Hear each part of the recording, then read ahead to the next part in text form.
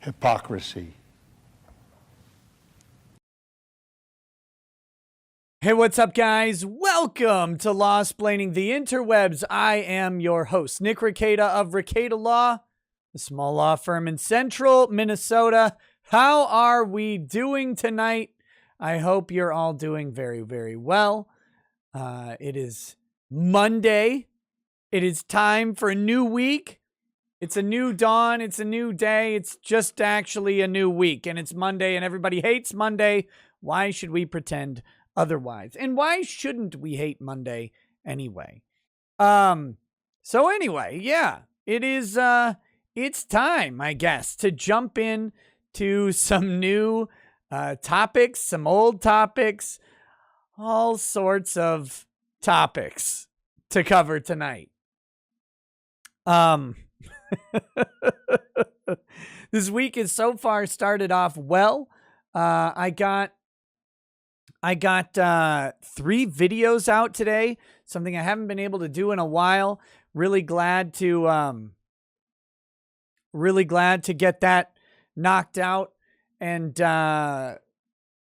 make sure you check those out. There's sometimes law moves fast. The H3 lawsuit has been refiled by Triller. Again, specifically H3. I don't know if they filed against all of the defendants. I will hopefully find that out tomorrow when the documents actually post to Pacer. So far, people only know the lawsuit has been filed on Pacer Monitor. But once the documents actually upload to Pacer, I'll be able to grab them and see the merits of the new suit. The question there will be, of course, did they include any factual allegations in the suit? If they did, it could mean something completely different for H3. I think that they're stupid for refiling, but I do know that at least some people went ahead and filled out their information on the Triller website and paid them the $50. And so, you know, I guess it's working for them right now, and they may want to keep that in the news a bit longer. Similarly, if they're able to actually show the claim against H3 or any of the other places, then maybe they will actually be able to get some money for what they did. However, they will not be getting anywhere near the $150,000 that is the statutory maximum. So, you know, it's all up to them wanting to chase this down. Good Logic put it this way in one of my comments. He said, it's like Triller is throwing good money after bad. And I think that's pretty accurate here. They're spending a lot on this lawsuit, and I don't think they're going to be recovering anywhere near what they're going to end up spending. But that's me, that's my opinion, and we'll always see how things turn out, of course. With that said, we do have some updates on ARTUR Pawlowski, the based Polish pastor from Calgary, who I'm finding out is a hateful hate monger of hate. People are very, very upset that he espouses such radical Christian beliefs as anti-gay marriage. I know it's very, very new and controversial for the church to have a position against homosexual lifestyles, but they do. So I now denounce everything. I didn't know that an extremely conservative Christian might have negative views towards something that Christians for a very long time have believed is sinful. But, you know, I guess mea culpa on that one. But he was arrested. Last time we checked in, that was Friday, I believe. He was arrested along with his brother, I think. And apparently is back out now. So we're going to check on that and see how that's going. I have sexy teachers. Oh, excuse me. Woo! I have sexy teachers in the title because we're going to talk about nipple sucking teachers. Sucking those nips. We're going to talk about that. We've got no more unemployment as states are finding out that if you just have a whole bunch of unemployment benefits, people will resist being employed. It's almost like if you pay people not to work, they won't work. I don't know why. It seems like a crazy and wild idea. But yeah, if you just give people a bunch of money for not working, then they decide that that's better than working. So now some states are rolling that back, driving people insane. There's a news story that I just saw about court packing and how it's definitely not court packing. We may dive into that. We have a plethora of subjects to discuss today. So we will, I don't know what a plethora is. We will get to all of that. I do see some people saying cuckold simulator in the chat, and I need to make this announcement now. I'll make it later in the show, and I will make it at the end of the show as well. Tomorrow will be cuckold simulator night.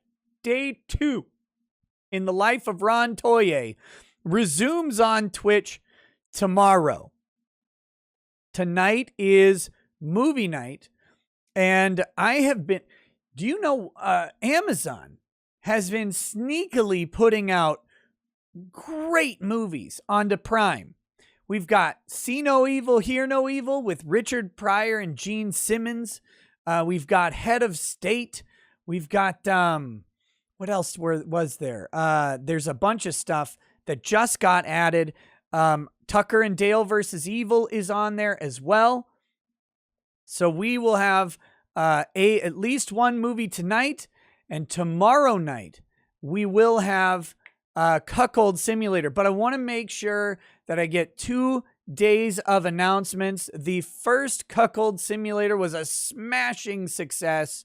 I had more people watching that than I had watching the Thought stream.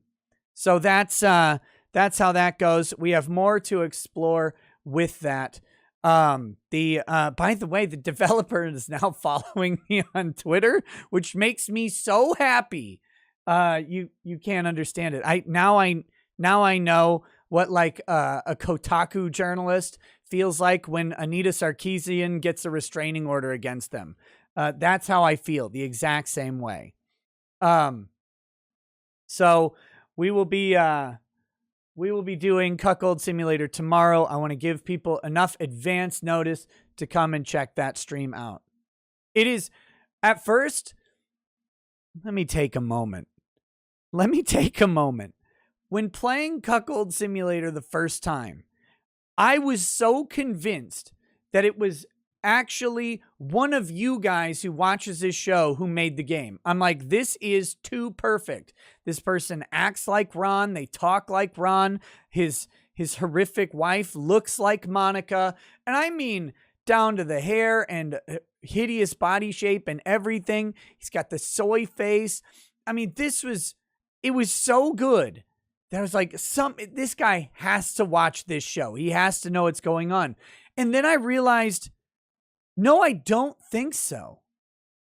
I don't think this person knows anything about Ron and Monica or anything like that. What I think the funnier and sadder reality is that they're just such quintessential cuckery happening in that whatever relationship that is, that it mirrors the life of the beta male so perfectly that it just happened that way. I think that's actually what happened. It's just so accurate.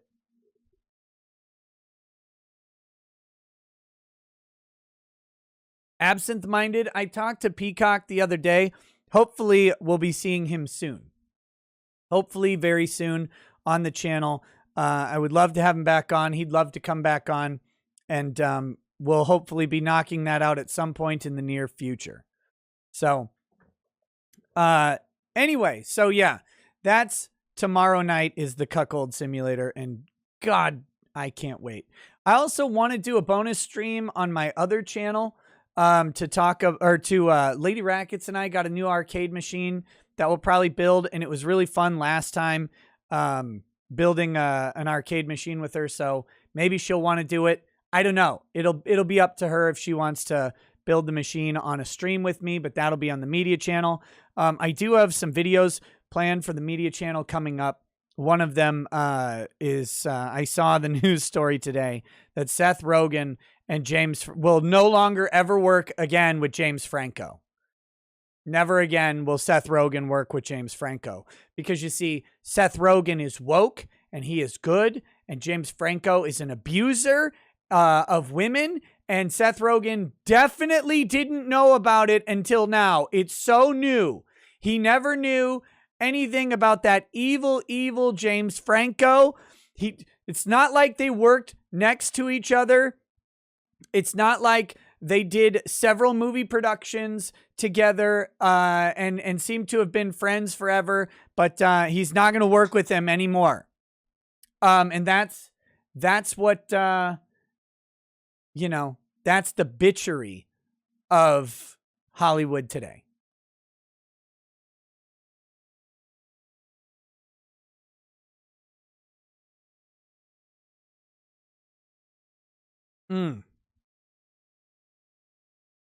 Seth Rogen sucks, man. It's too bad. He was funny. He was at least funny. And now it's just, why? Why can people just, the dishonesty and all that, all that stuff. But anyway, so I'll be parsing through that and talking about it on the other channel, most likely. We do have an update that I may delve into. I did a short video on it today. I don't know, depends on what other material comes out for live streams throughout the week. But Twitter has responded to the lawsuit with the kid pictures.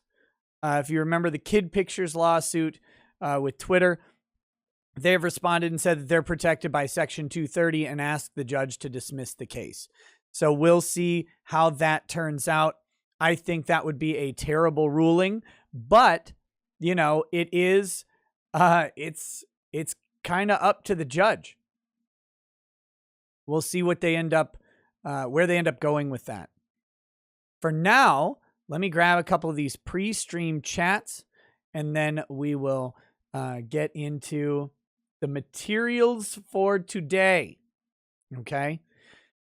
All right, from Sleazy, says, survived my operation, guess the mitzvah paid off, hit my deductible for the year in one go, what's another $5? Hey, that's the attitude I like. I am really glad that everything went well for you. So stay alive and get healthy. Hichigo Shirasaki 276 says, how are Peacock, Admiral, and Birch doing? The person I've talked to least in the last while is Birch. I need to check in on him. I think he basically turned off Twitter because Twitter is cancer. And so I think he's been stepping away from Twitter and enjoying that. So with that, I need to follow up with him and see how he's going. I would love to get an OG Big Brain panel back on track. But I've been really lax in booking guests lately. I've reached out to a couple guests just today to see if they'd like to be on the show. Oh, speaking of guests, I was on Robert Grueller today, watching The Watchers. Had a great time talking with him, getting to know him a little bit, and I'm hoping he'll want to come on this show as well, because he got to know me, but I didn't have much time to get to know him and kind of get his background, and so that's what I'd like to do. He, of course, has a successful YouTube channel. He does great live streams and stuff during the daytime, and so I would strongly recommend people check those out. It's a good show. He's a smart guy, very well spoken, and he puts on a very professional show. So if that's your thing, man, go check it out. But I got to be on his show today. It was a lot of fun. hopefully many more guestings back and forth are in the future there. Huggernaut says, crisis on the border. Israel-Palestine relations degrading, gas shortage and big tech freely distributing cheese pizza, but at least we don't have to worry about mean tweets. And thank God we don't. Thank God. Those mean tweets, that was going, those were destroying everything. That was the real concern America had. Ooh, thank goodness. Thank goodness. But yeah, you notice how those Gaza to Israel rocket attacks had kind of calmed down for a while. Now they're just back. Don't know what changed. But yeah. So, well, that's how that goes. We'll just see. The Denialist says the guards disobeyed orders from the judge to keep ARTUR's brother in jail longer. Good. Canada needs to get its house in order, and that means its people need to get their houses in order. The U.S. does too in many ways, but we're not. Okay, we had a little lag spike there, but we're not looking at the same type of overtly religious prosecution or prosecution too that's been going on up in Canada. I love their excuse. Well, we told the church that they can't bring all of their congregants into the building, and they didn't listen to us, so they had to be arrested. It's like, wait a minute. To me, and I think that those things here in the States could do with some real challenges as well. They haven't been as challenged, but they haven't been as strict either. And it would be really interesting to see the Supreme Court have to deal with the fact that pastors are being arrested for holding church. And thankfully, we haven't had to deal with that here. We haven't really had to deal with it. So up in Canada, though, they are dealing with that. This is not the first pastor that has been jailed for failure to abide by the all-knowing, omnipotent Canadian government's COVID orders. And this will probably not be the last time that ARTUR gets arrested either. So we'll jump on that in just a minute. Midwest Rail Fan says, wonder how many cyber attacks will happen this year. Enjoyed the DeSantis video today. Also, thank you for creating a community for all to enjoy. Hey, you're welcome, man. Thank you so much.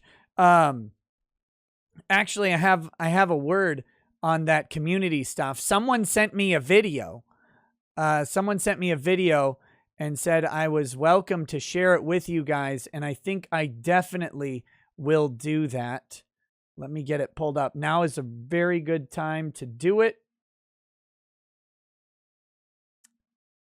Here we go. If you guys don't know this, on Friday, we did a little impromptu support for a GoFundMe for My Room Records. My Room Records is the gentleman who made the outro song, The Whiskey Drinking Lawyer. Also, he made my Get Up to Take a Piss break song as well, which is called like the Whiskey Peeing Lawyer or something like that. And he had a need where his daughter was born with some issues. She's now 5 years old, or I think just turned 6 years old. And so, but she still needs ongoing medical care, and she needed some surgery. And we promoted the GoFundMe. We raised over $7,500. You guys did that. And pushed them over the GoFundMe limit that they had set, which means that they will be able to take care of their out-of-pocket medical expenses in relation to their daughter's health. And so that was a huge, huge thing for them. And he sent a little video. What? Chat is disabled for this live stream? No. What? Is the stream still going?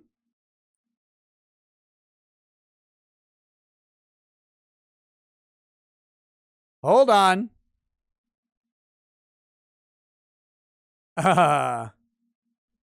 Very interesting thing here. Oh no, here it is. Sorry, my bad. I had a different chat window up. It's my fault. It's my fault entirely. Somebody needs to beat the boomer out of me at some point. My fault. False alarm.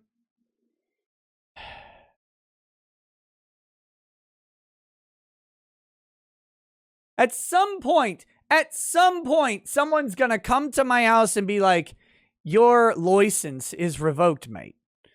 It's gone. You cannot broadcast anymore.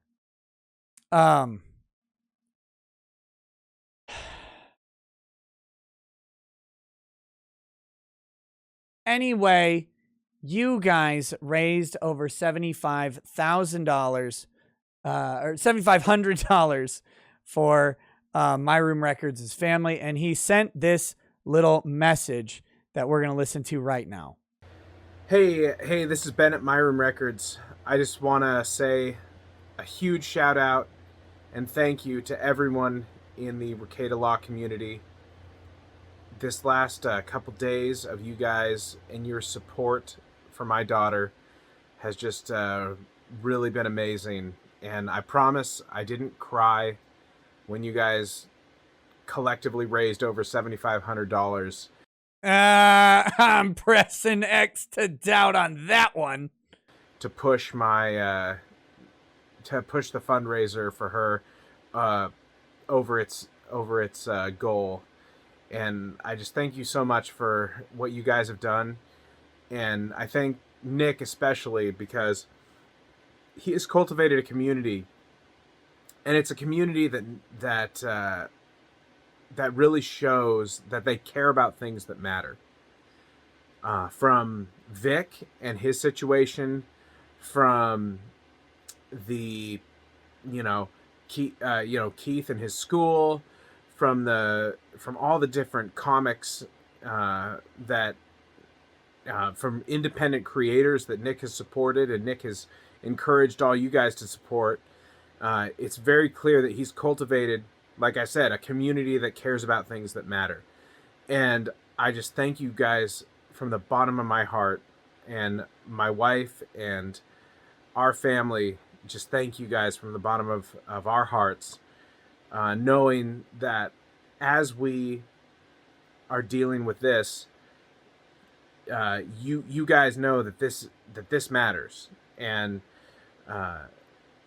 you've given us a huge weight off of our shoulders, and just that we know that of all the things that we've got to deal with my daughter and with family life and with me being here in Oregon and my family being across the country in Baltimore, that we have one less thing to worry about. And I just thank you guys so much, and thank you guys for supporting Nick, because he's doing something that so many of us want to do but can't, and that is cultivating and creating a community to make positive change in this world. And if you find communities like this, whether it's with Nick, whether it's with anyone else, stick with those communities, get involved. It's really important that you guys just find things, identify things, whether it's in your inner circle, locally where you are, whether it's online. Find places that you can make a difference in this world. And thank you so much for your encouragement to us, taking a load off of what we do. When I get more freed up, when I'm able to do more, I want to do that, whether it's in my local community or online or whatever. I want to be a driving force for change, and all of you do too. And so thank you so much. And from the bottom of my heart, thank you, Nick, for promoting it. And guys, it's just, you guys are amazing. Know that, and know that I'm encouraged, and my entire family is encouraged by your generosity. And thank you so much for your outpouring of love to our family. Thanks. So there you go, guys. I wanted to make sure and share that so that you guys know that, that makes a huge difference in the lives of their family. It was so cool to see. So awesome. I think he definitely cried. but yeah, and one quick note about what he was talking about, because this is something that I've said on a couple live streams and I want to reinforce it. You don't set out to change the world or save the world or do anything else or influence the world. So many people like try and join YouTube or Twitter or Instagram. They're going to influence the whole planet or whatever, and that is the wrong goal in life. What you do is you set out to be positive influence in some way in your immediate sphere of influence. And as you do that, it'll grow to the appropriate place. Maybe it's your work, maybe it's your extended family, maybe it's your community, maybe it's the whole planet. It doesn't really matter. What you do is you focus on the area that you have and create good things in that area. Do that. And then maybe it grows, maybe it doesn't. But as long as you set your goals locally where you can influence, that is where you need to be focusing your efforts. That's my personal opinion on things. And what I mean by good is not some gay social justice view of good, like, oh, be the change in your community. No, it's just be whatever it is that you do. Be that. Be you, be genuine, and be genuine to people. And if you do it, that's all you can do in this world is be you. Or you could lie like a lot of people do, but I don't recommend it. So that being said, let's move on. We got a couple more chats and then we'll talk about ARTUR, and then we'll get to that nipple licking teacher. Fac Uniga says, Nick, we have civil war likely in 6 to 12 months. I strongly disagree. And I've heard that same clarion call for the past 5 years now. Do you have an out plan? Sure. Yeah. As much as anyone will have an out plan during the Civil War, I have one. But I really do not think one is coming in the next year. Not asking for details, obviously, but I'd feel better knowing you won't be in a re-education camp and your house won't be drone struck. Well, as for the drone striking, I mean, there's not much you can do about that. If they're going to drone strike you, they're going to drone strike you. But I do have plans if they come to put me in gulag. I don't plan to go peacefully into a gulag ever, nor to subject my family to a gulag. So hopefully it'll never come to that, though. Bad Vibe says, hey, Boomer, what are sneeze guards great for? Okay. I'll show it, and I'll show it because when I saw it, I chuckled heavily. Here we go.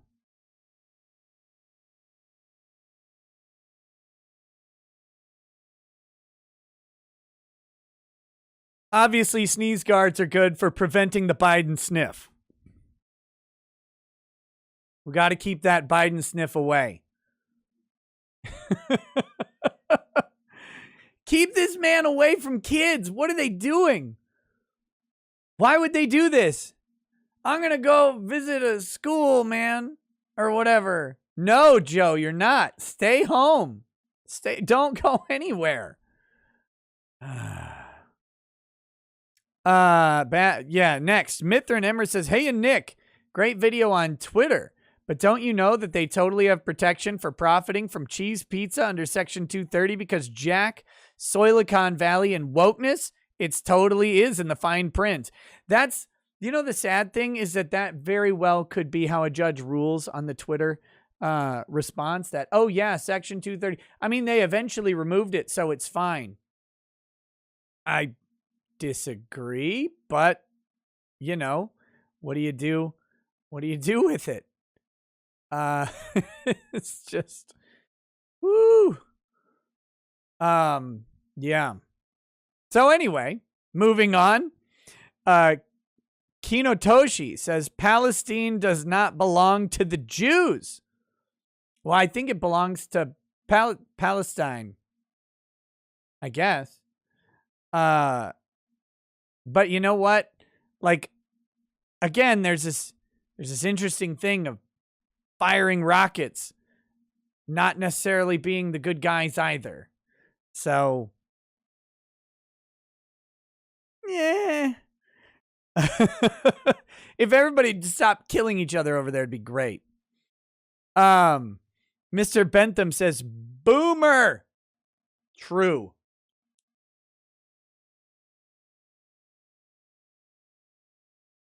Palestine, Texas. Yeah, especially that lake. Midwest Rail Fan says, okay, now I got to rub broken glass in my eyes. Yep. Look, it's the price you pay. It's the price we all pay for being men. Those of us who are. Women, you're allowed to cry, of course. Men are not. I'm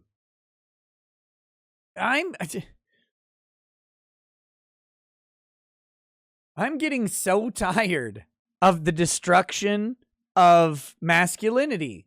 Like, I'm just, it seems like a meme at this point. Like when I say, the don't cry thing, or stop crying, like it seems like a meme and a joke, but I really am getting tired of that. I mean, my dad told me not to cry when I was a kid because I cried as a kid, and he told me not to do it. And that's just like, you know who else told me not to cry as a kid? Literally everyone who ever saw me crying as a kid. Stop crying. Man up. Do better. You're not hurt. You're not hurt that bad. My arm's broken. You're not that hurt. Get over it. Stop crying. Stop crying. Because it used to be universal. Just, hey, you're a guy. Deal with it. Don't cry. Whatever you do, don't do that. Because that's not your role. Your role is to deal with it, to overcome the problem, to come up with a solution. I don't care if that problem is your leg fell off. Find another thing and ram it into the stump where your leg used to be until you can get to a doctor. Figure it out. But I'm just like, it's not just that though. It's everything about masculinity is being taken away. And it's like, there is value in manhood. It's how we built the planet. It's not that women don't or can't contribute or anything like that. It's just that men did build this by being men. And if we take away the men, what are we left with? And that's a weird question that doesn't have an answer. It's like they're not encouraging masculine traits in women other than, broad shoulders or whatever, but they're not actually encouraging traditional aspects of masculinity either. It's not like they're trying to transition or swap the genders. They're just trying to obliterate one of them. That's the big problem that we've got here. This isn't a swap of gender roles. It's the annihilation of one half of the gender spectrum that consists of two. And I don't get what the point of it is. And most importantly, I don't get what they think is going to happen without that side of the spectrum, without that half of the equation.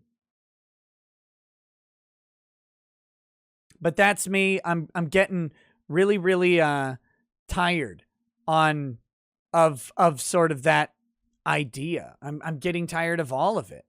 And I don't know what society expects to happen with that.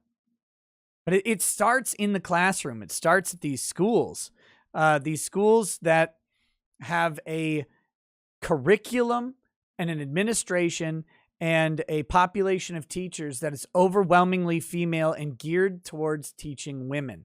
It's geared towards teaching girls how they learn in their space. And then when boys act like boys, and guys, trust me, there's this magic that happens with boys where no matter what you do, they'll act like boys. They just will. You have to try and like depress it out of them. That's the only way you get them to stop. But when they do act like boys, and I do mean that, boys act a specific way. When they do, the school tries to medicate it out of them. They try to suppress it. They try to force them to act more like the girls in the class. They label them trouble. They label them problem makers or whatever. And that label sticks with them for a very, very long time. It starts in the schools. But as a father of 5 children, 2 boys, 3 girls, let me just tell you that you can try and avoid a bunch of traditional boy things or whatever, and or not even avoid them, but just not have them around, and they will still do it. And that's not just coming from my experience. My family members have been foster parents forever. It doesn't matter the age. Boys end up acting like boys. Girls end up acting like girls the overwhelming majority of the time. There can be overlap here and there, but it's kind of really, really uncommon when you look at the scope of children. Guys pick up sticks and treat them like guns and swords. If they've never seen a gun or a sword in their life, they will still pick up a stick and try and shoot someone with it. It's amazing. That's what boys do. They're like, because even if they've never seen a gun, they will pick up a thing and go, you know what would be awesome? If this shot something out of it and killed something else, because that would be fucking cool. They just do it. There really is something ingrained in boys and girls that has them largely on high percentages acting in a specific way. And I think we are trying to get rid of that to our detriment. And it's pissing me off. Anyway, next we've got Colonel J says, hey, Nick, our friend Josh says Article 1, Section 10 of the Constitution says that only gold and silver can be legal tender. Yet here we are. Is the big cheese right or damn wrong? I remember him kvetching about 230 for months and nothing happening. Article 1, Section 10 is, let's just pull it up. They gave Congress the power to mint currency. So I'm not sure what specific clause he's going with here. Let's just do it this way.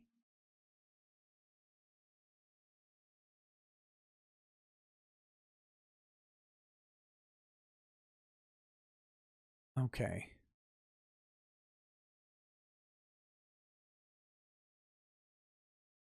Here we go.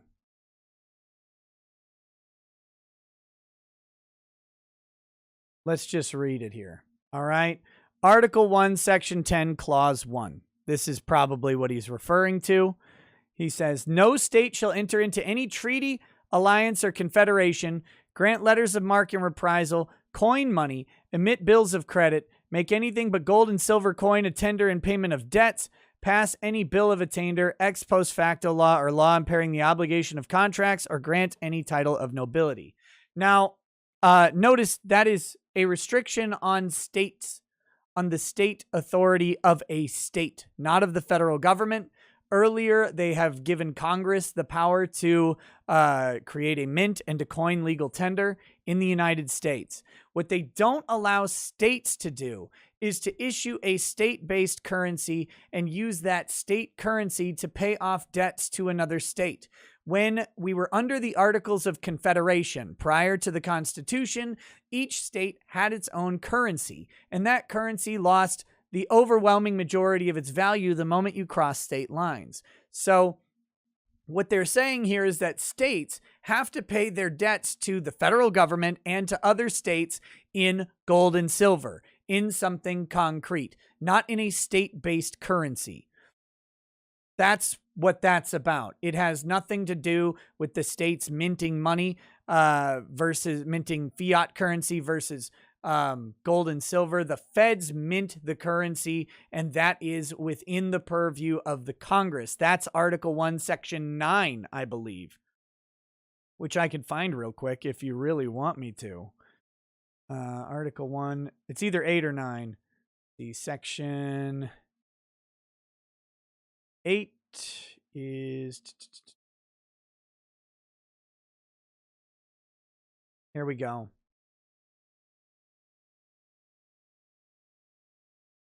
Clause 5. Article 1, Section 8, Clause 5. The Congress shall have the power to coin money, regulate the value thereof and of foreign coin, and fix the standards of weight and measures. So, like it or not, fiat currency is, like, this isn't necessarily a good thing, but it is allowable under the Constitution because not only can Congress coin money, it can regulate the value of money. So it can set it to whatever standard it wants to set it to. It can index it however it wants. It was indexed to gold until 1964 or 63, I can't remember. And then we switched to fiat currency. That doesn't make it good. That doesn't make it bad. That just is a neutral fact of when it happened, and that Congress has the power to do it under the Constitution. So if he's saying that we can't have any currency other than gold and silver, I would humbly suggest that that is not accurate. And if that was the intent of the founders, which we don't really see that being necessarily the intent of the founders anywhere that I've seen, it may be out there. I'm not all knowing, but even if it were, we have switched so far off of that system and have decided that that is the proper way to do things for so long that I don't think you're getting it back. Even if we should. But I would suggest that the gold standard itself isn't that good of a standard. And the reason I would say that the gold standard isn't that good of a standard is because gold's value is similar. It's stickier because there's a finite supply of it, but it's similar in scope to fiat currency. Its value changes by taste and usefulness, just like just about anything else in the world. So really the only particular value that gold has is scarcity. We could pick anything other than gold to index it to as well. We just have to have a finite source and scarcity. And that, would be a similar option. Gold is just what we used to use, but it doesn't make it inherently good or bad. We now have lots of other uses for gold than when we went off the gold standard. We use it on semiconductors. We use it, in various electronic equipment. We use it for jewelry. We use it for a lot of stuff, right? We actually use it in particle accelerators as well. And so we have different uses for gold that could impact directly the value of the commodity if it were indexed to a currency as well. It's a weird problem that's overlooked by a lot of people who advocate unquestionably the gold standard. But should our currency be tied to something tangible? Probably.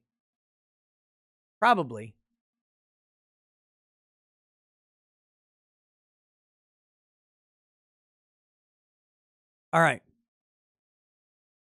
Nick needs to listen to some Mises Institute lectures. No, it's gold is a weird one to choose because it has functionality outside of being a base for currency. It just does. So, like I said, I'm not opposed to a fixed commodity standard. I just don't think that gold is the savior everybody wants it to be. Red Mage 13 says women only want to gripe against toxic masculinity when it's the guys deemed unattractive to them, yet good-looking ones get a pass. Yes, this is a nice inconsistency. Also, according to them, we're not allowed to criticize them, otherwise we will be destroyed. True. Sueda's Lounge.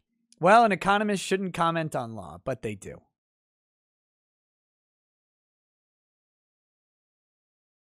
I'm not going to go watch Mises Institute's lectures on the subject. I'm not going to, ever. Literally never. And now that you've told me to, I'm even less likely to. Okay, that being said, let's move on. Let's talk about ARTUR Pawlowski.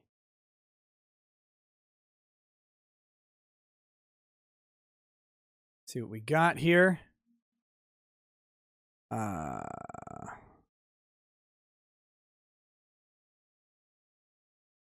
We've got. Oh, did he not release a video on it today? Okay, I know where we've got the.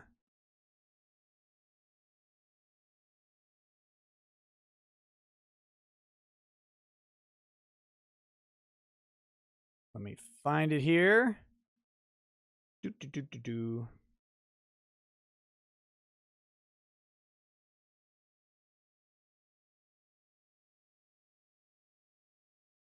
We'll just go ahead and use the thread of Ezra Levant here to do this. Unfortunately, we don't have a video of him breaking out of the prison shirtless or anything, but we do have this. Ezra says, breaking. I just spoke on the phone with Pastor ARTUR Pawlowski. He's finally out of prison and back home after his jailers at the Calgary Remand Center refused for hours to honor Justice Germain's order to release him. That in itself is a scandal. Next, we've got Pastor ARTUR says that even as he drove home from the jail, police followed him, both in vehicles and by helicopter. They're harassing him, targeting him, stalking him. This hasn't been about a virus for a long time. This is about snuffing out a political enemy of the state.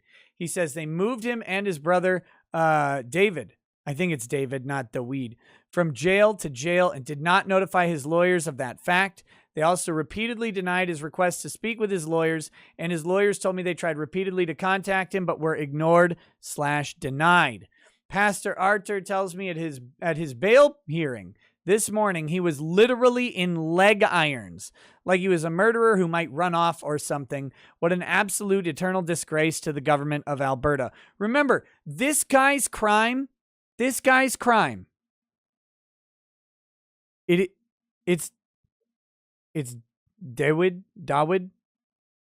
I don't know how to pronounce it.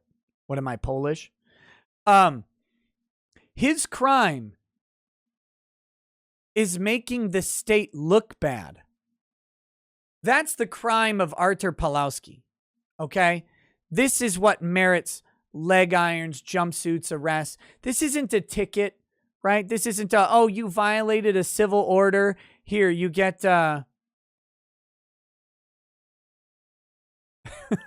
John Davis, stop spamming. You can make fun of my hair, just use a different message every time, you coward. This is what they do, right? It's if you violate a civil order, you held your church service while there was the coof running around. Here's your fine. Don't do it again. You know, we might have to shutter the doors or something stupid, which would be a crime in and of itself. But no. No, this is the state.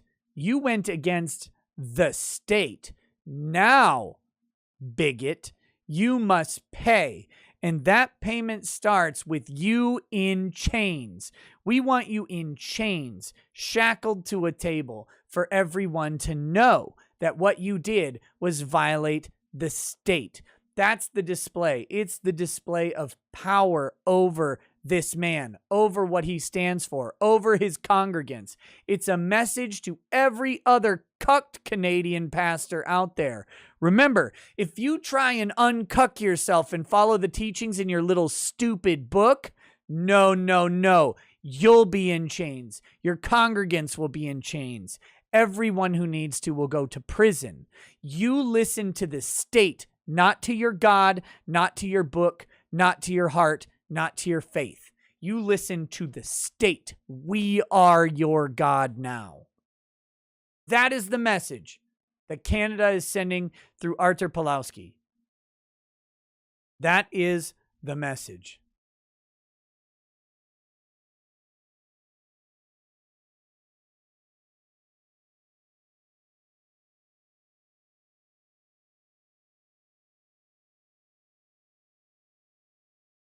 QR2891 says, Nikki simping for the fiat makes me physically ill. Just kidding, buddy. Hope you're having a good Monday, friend.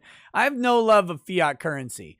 I just think people are way overvaluing gold specifically as the currency anchor. Maybe it was appropriate at a different time. Now I think we could find a different one. But do I think we should have an anchor? Yeah.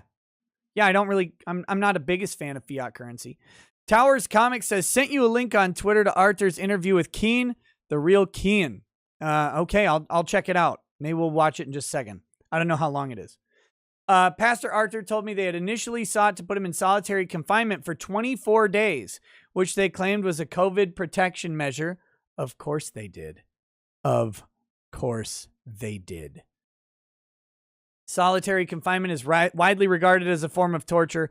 I don't regard it as a form of torture. Personally, if I were in prison, I would want to be in solitary. But that's who I am. I can keep myself occupied. But I just never mind. We won't get into what I would do. But that's what I would prefer. But this COVID protection measure and the 24 days in confinement. Now notice they're also keeping him from his lawyers. They're keeping him from talking to the outside world. That is a particular punishment they're going for. They want to isolate him in general because they're terrified of this guy. They're terrified of this guy. But using COVID as their excuse. Oh, he might be infected, eh? No. Stop lying. Pastor Arthur told me that they tried to force him to wear a mask as well, but backed down. You put me in prison and try and get me to wear a damn mask. You better put a Hannibal Lecter mask on me and wrap me up.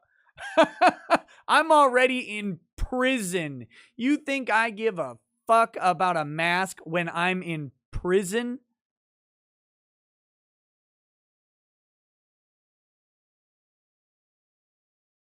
We spoke about a few other matters that I will not disclose, though the government is surveilling him and is likely listening to his communications.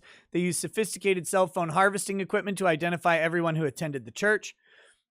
I signed off when one of his lawyers phoned him, and he took that call, and he's going to need all the help he can get. Please go to saveartur.com. You'll receive a Canadian charitable tax receipt. Thanks. Pastor Arthur called me back after his phone call with his lawyers. The only other news I have is that the contempt of court hearing that was scheduled for tomorrow has been postponed. Obviously, the police prohibited him from consulting his lawyers. So, that's the big problem there. You can't keep preventing people from access to counsel. That is a fundamental right of Western countries, is access to counsel, transparency in the court process. That, in my opinion, the moment you remove someone's access to counsel, they should be let go. I don't care who they killed. I don't care what they've done. If a lawyer shows up or calls any facility where a defendant is and says, I need to speak to my client, I legitimately don't care how hard it is for the facility to comply. You better fucking comply. That is my personal belief on this, and I am a radical on it. I mean it. I don't care if they drunk drove and ran over an entire school children line or whatever it is. If you deny them counsel, they need to be let go. That's how critical this stuff needs to be, because the process of the state taking away your liberty should always be something we're skeptical of.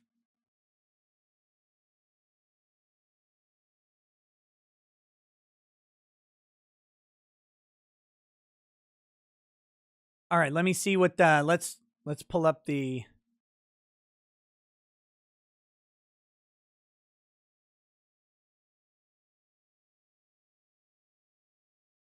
let's see how long this video is. Oh, video's only 9 minutes. Let's check it out. Let's see what's going on.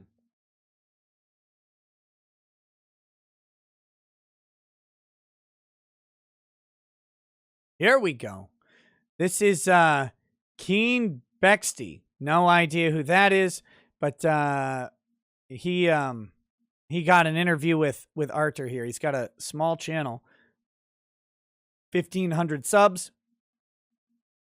So make sure, guys, I really, really hate showing videos from smaller channels. So if you guys could do me a favor, give this video a watch on your own time. I'm going to credit it and put it in the description and stuff like that. But I hate taking content from a smaller channel. So make sure you show the channel some love. I would really appreciate it. That would be awesome. Let's try not to take views away from this guy. Let's try to boost him up.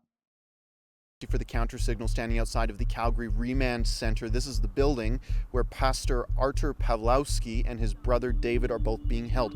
Two religious prisoners held here in Calgary, Alberta, because they held a church service last weekend. There was a high-profile, high-risk, dangerous arrest that took place on the side of a Calgary highway. Do you hear this background beat? Very ominous.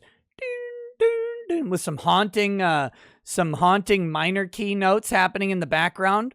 Damn, that's professional. While nearly a dozen police officers tracked them down, pulled them over, and arrested them. They put Pastor ARTUR Pawlowski on his knees in the middle of a highway while trucks were swerving around them to make a point. And now they're about to be released, we think, at least.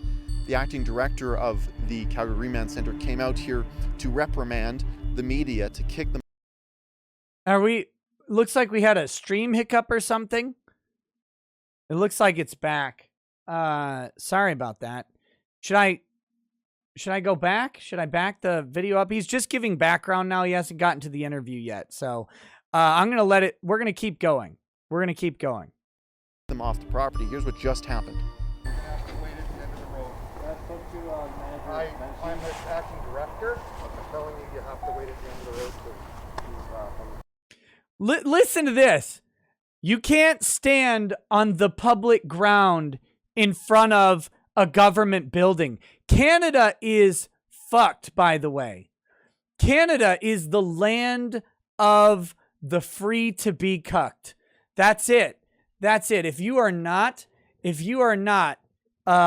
absolutely complicit with the government, you aren't free. You are not. It's an illusion of freedom. This is government property. It's public property. I can stand here. He's not obstructing the doorway. He's not in any way obstructing the walkway. He's just sitting there out of the way waiting. He's like, you got to wait at the end of the street. Fuck you, buddy. Who pays your salary? Already posted it to chat. I'll post it again. Here's the video link if you want it. Okay, back to this. This is private property. It's government property. Please wait at the end of the road. This is private property. It's government property. That's the opposite of private, dummy. That's public property. That is the property that the citizenry funds and owns.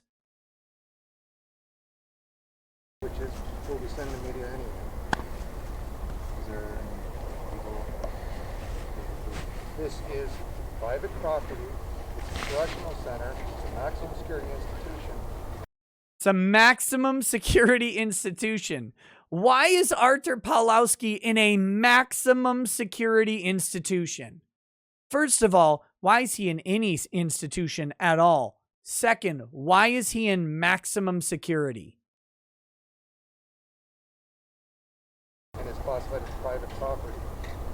So you'll have to wait at the end of the road.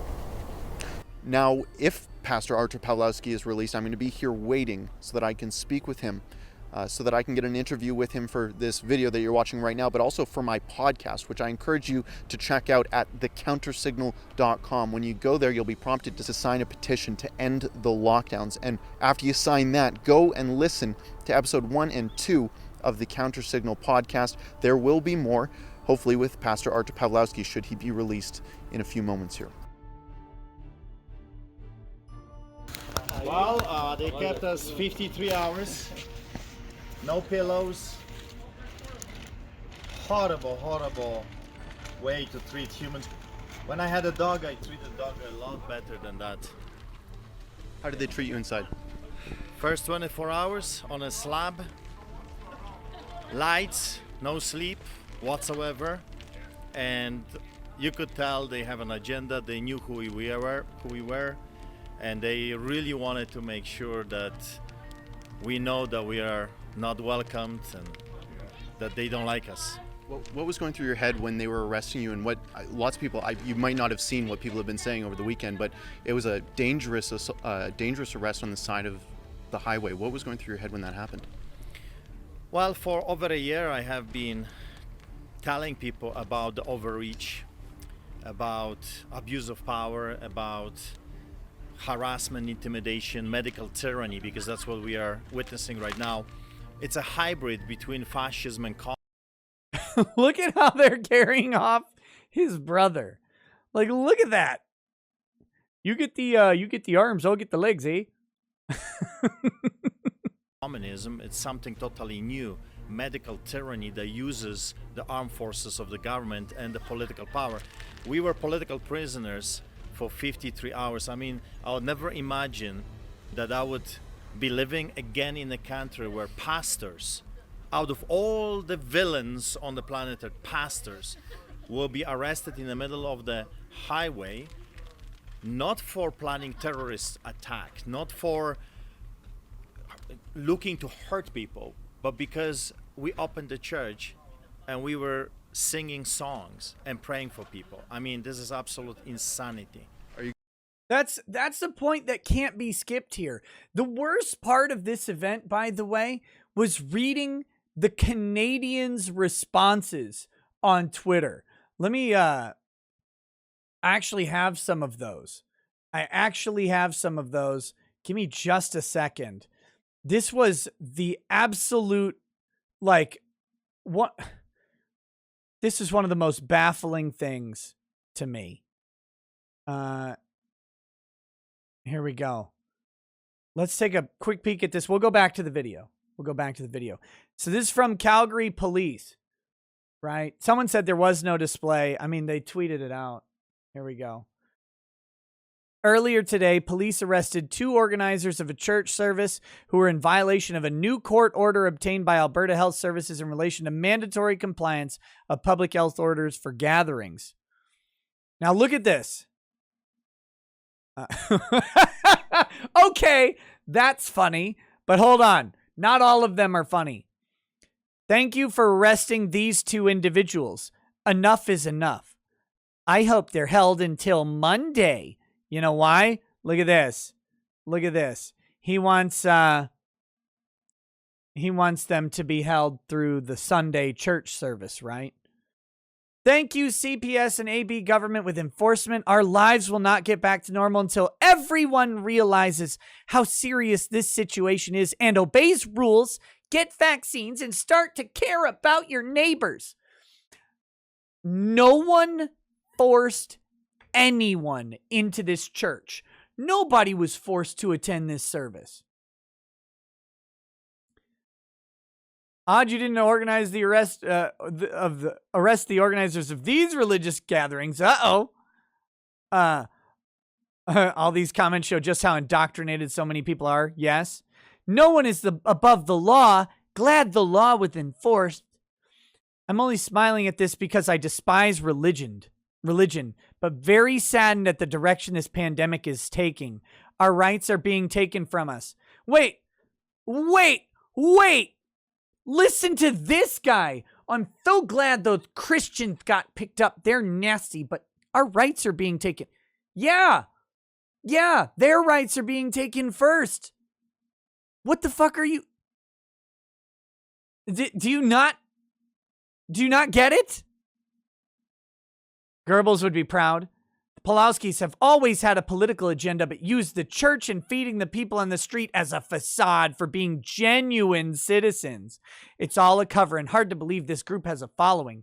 Calgary can do better than this.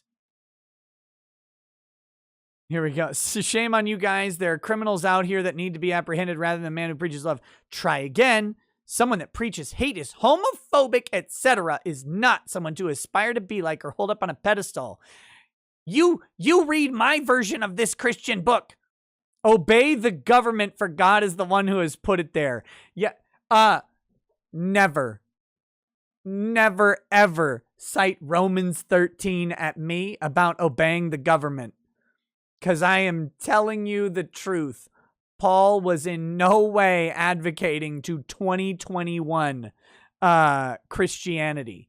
He's advocating to first and second century Christians under the oppressive rule of the Roman government.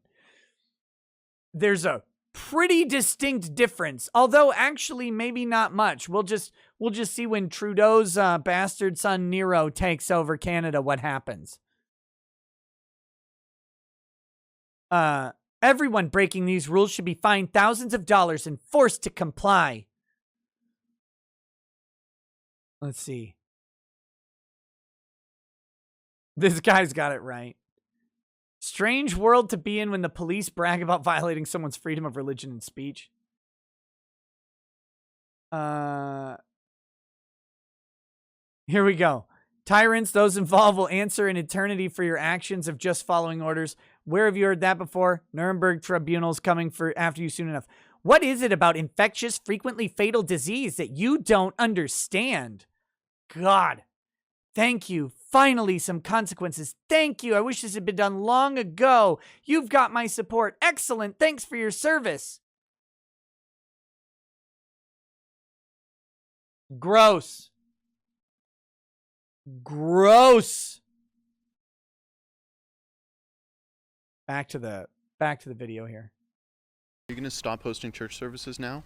Well, I will never stop preaching. We have to meet with the lawyers. We didn't have much opportunity to talk to the lawyers. I mean, for 24 hours, the lawyers were contacting every place of detention, asking them to tell us that they need to contact us. And they never once told us that. We were without a lawyer, without representation for over 24 hours. We didn't know what's going on. We didn't know why the lawyers are not coming, why the lawyers are not contacting, because they never told them. And we didn't have a way to contact them as well. And I have to add something, that when we arrived, they were really, really super bad people.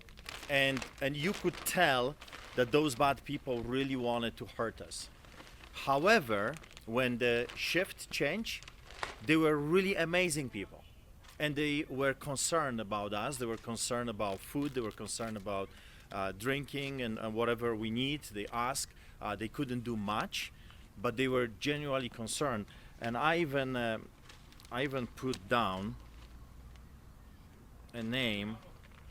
His brother looks like him if he were a car thief who smashed people's knuckles with a hammer.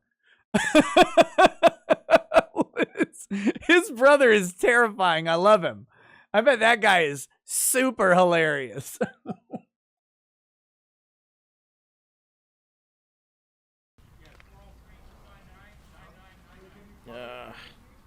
If I can find it. Hold on, Arthur. Let me get hammer. We'll crush it into the pavement. I don't think I have it. No, I have it. Yeah. Here, I wrote it down because you know what? When you're facing circumstances like this, you see the real Gestapo. You see the overreach. You see. Okay, hold on. Let's go back. I want to show you. This tells you everything you need to know about Arthur and the brother. You guys can spot it, right? Look, Arthur's got a suit coat on. Like, it's got the nice rounded edges. This is a suit jacket. His brother has the suit trench coat on. This is where you hide the sawed-off shotgun and all the knives and cigar cutters and strings of severed fingers. You got to have the extra space in there. He knows what's up. You see people that really love the idea of I own you. I can do whatever I want to you. But then you meet humans. Again, people that are doing this because it's their job and they want to help and they want to assist. It's nothing personal. You know what I mean? Nothing personal. They're just doing their job. And that was Staff Sergeant Campbell. I really want to thank this man because he, you know, when you give up on a system, when you give up on the whole craziness and you think the justice system is just a system without justice, then you have sometimes those types of people. Campbell, Staff Sergeant, and APO, Thomas Daniels. Those two individuals were absolutely amazing, and they provided us at least with something to sleep on, because for 24 hours we were on a concrete slab, extremely cold and then extremely hot, and the lights, we couldn't sleep. I did not sleep for 2 days right now, and we have not been eating anything, not because they didn't want to feed us. We were fasting for this whole situation.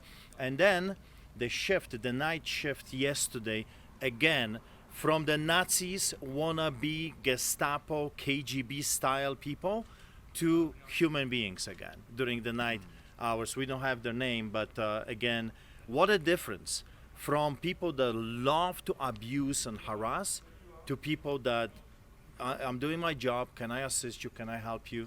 So that's my experience in 53 hours of craziness. Could I ask one more question? Who do you think is to blame for your arrest? Oh, no doubt in my mind, Jason Kenney, the Premier of Alberta, is using his power. I think we are becoming too dangerous for him. We're growing. We have thousands of people. We are becoming very politically involved.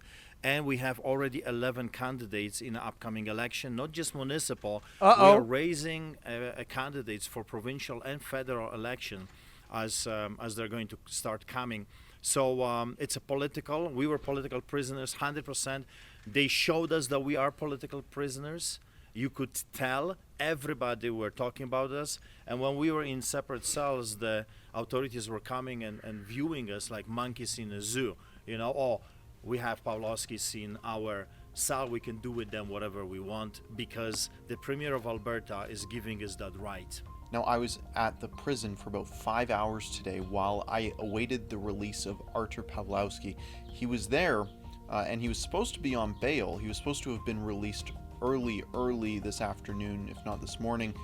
However, some pretty sketchy things were going on at that prison. According to Ezra Levant, who's in close contact with Artur's lawyers, he says that the prison actually decided to ignore a court order saying that Artur Pawlowski should have been released because they were nitpicking over the spelling of his brother's name, David, whose name is spelled D-A-W-I-D, not the typical David that you Aha! It is pronounced with a V.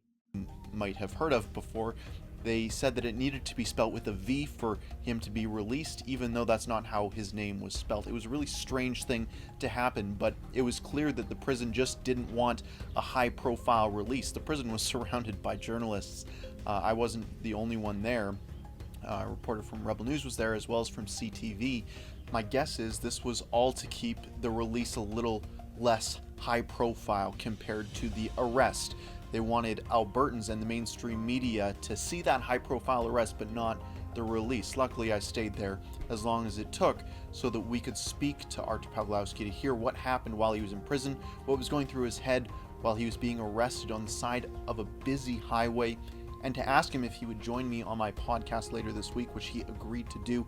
I'll be sure to share that with you, and you'll be able to find it at thecountersignal.com. There you can see everything that I've been doing, everything I've been up to recently, and that podcast especially will be certainly interesting to watch and listen to later on this week. Be sure to stay tuned. I'm Keenan Bexty for the Countersignal. Okay, there's the video. I'm going to go ahead and throw it in the description while I'm thinking about it right now. Here we go. Interview from at Keen. Oh, wait, Kian. There we go. And it looks like some of you may have subscribed during the show. Thank you for doing that. Very, very cool. Always want to support small channels who are doing good work. And I never, ever want to impede on the work that they do when I'm definitely appreciating their ability to be in proximity. He's there. He's able to to go to the actual prison, secure that interview. Awesome work for him. Very, very cool. Okay. Got a couple more chats. Let's check this out. Jason of the Great Awakening says individual Canadians would have the right to petition the Queen. Just saying. Commonwealth country that got rid of their Governor General, the Queen's representative.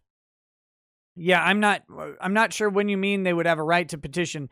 The problem is, in my opinion, you have a right to petition, but the injustice is done before you get the petition. When you're held unjustly here in the States, like there's only so much you can do, and then you can petition to remedy that injustice. But a lot of times the remedy isn't proper, in my opinion. I was talking earlier about when police deny representation to someone. I had a client who was picked up for a DUI, and I went to go see the client that morning at the jail. I told them it was my client. I showed them my legal credentials, and they said, no, you can't see him.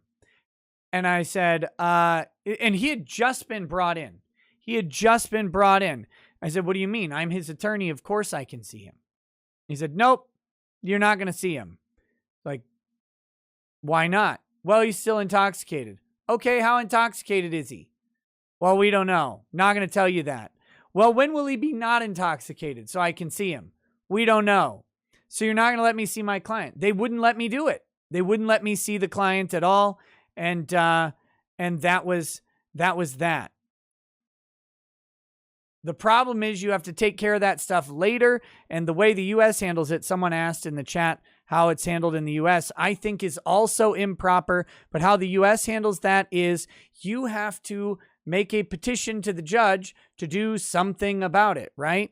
So by the time the court was open, I was able to see my client later, and they determined that there was no prejudice in my client not being able to see his attorney. And so there was, no consequence from it at all. None. They were able to deprive a person right to counsel, which is extremely, extremely frustrating, but that's the way it works. That's one of the reasons I'm such a firm believer that those cases should be dismissed, because I think it's an absolute injustice. But outside of me trying to bust into the prison, there was no way I was going to see my client. So it's absolute garbage. And I think in the West that's something that shouldn't be tolerated. The reason I know he had just been picked up, by the way, is because he called me. So the time between him getting off the phone with me and me getting to the jail was about 25 minutes. So it's not like he was asleep or anything like that. He had called me during booking, and I went to go visit immediately after. Oh, because the cop was being an absolute prick over the phone. So I said, fine, I'll come in. He wasn't giving me any information over the phone. They absolutely denied my client their right to counsel.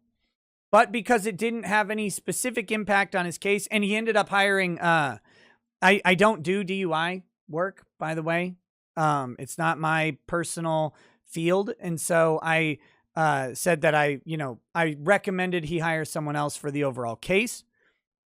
And so just to clarify, because the judge determined that didn't impact his case specifically, there was no remedy for that guy, which I thought was bullshit. But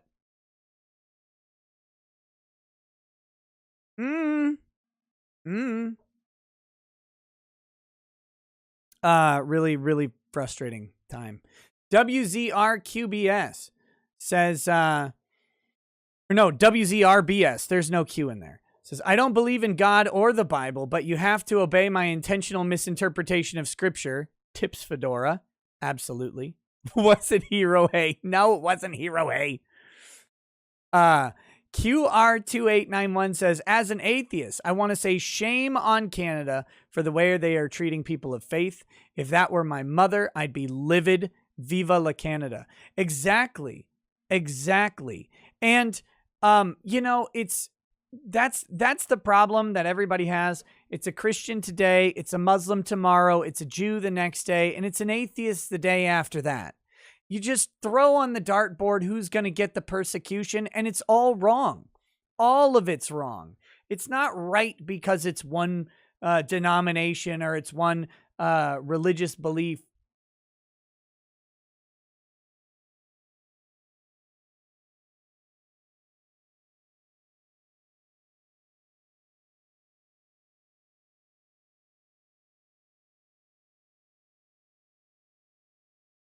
Apparently, it looks like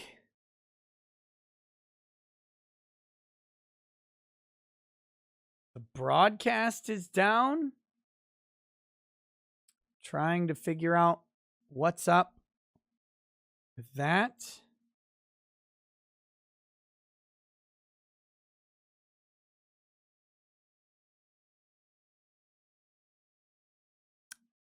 Come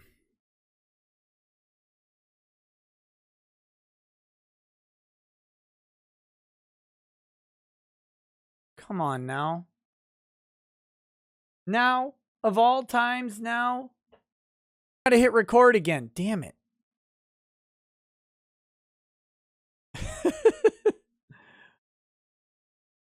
What a disaster. I can't reach locals? Why?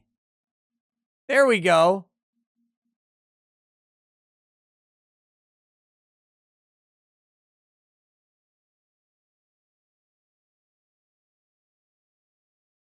There it is. Maybe.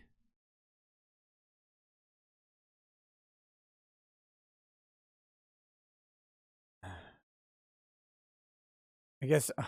Jesus. Everything's still a mess.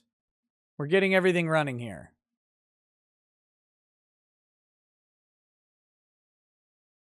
There we go. Okay, I've now done my job and posted to both locals and to YouTube. And to Twitter. Everything is there. So thank you all, by the way, for your lovely on-the-spot tech support of just stream from your, or just set your phone up as a Wi-Fi hotspot. Yeah, that doesn't work. It doesn't work. My phone does not get cell service down in a metal vault, unfortunately. So I can't do that. And then starting a new stream, my internet is down, so I can't start another one. Going to Twitch, same story.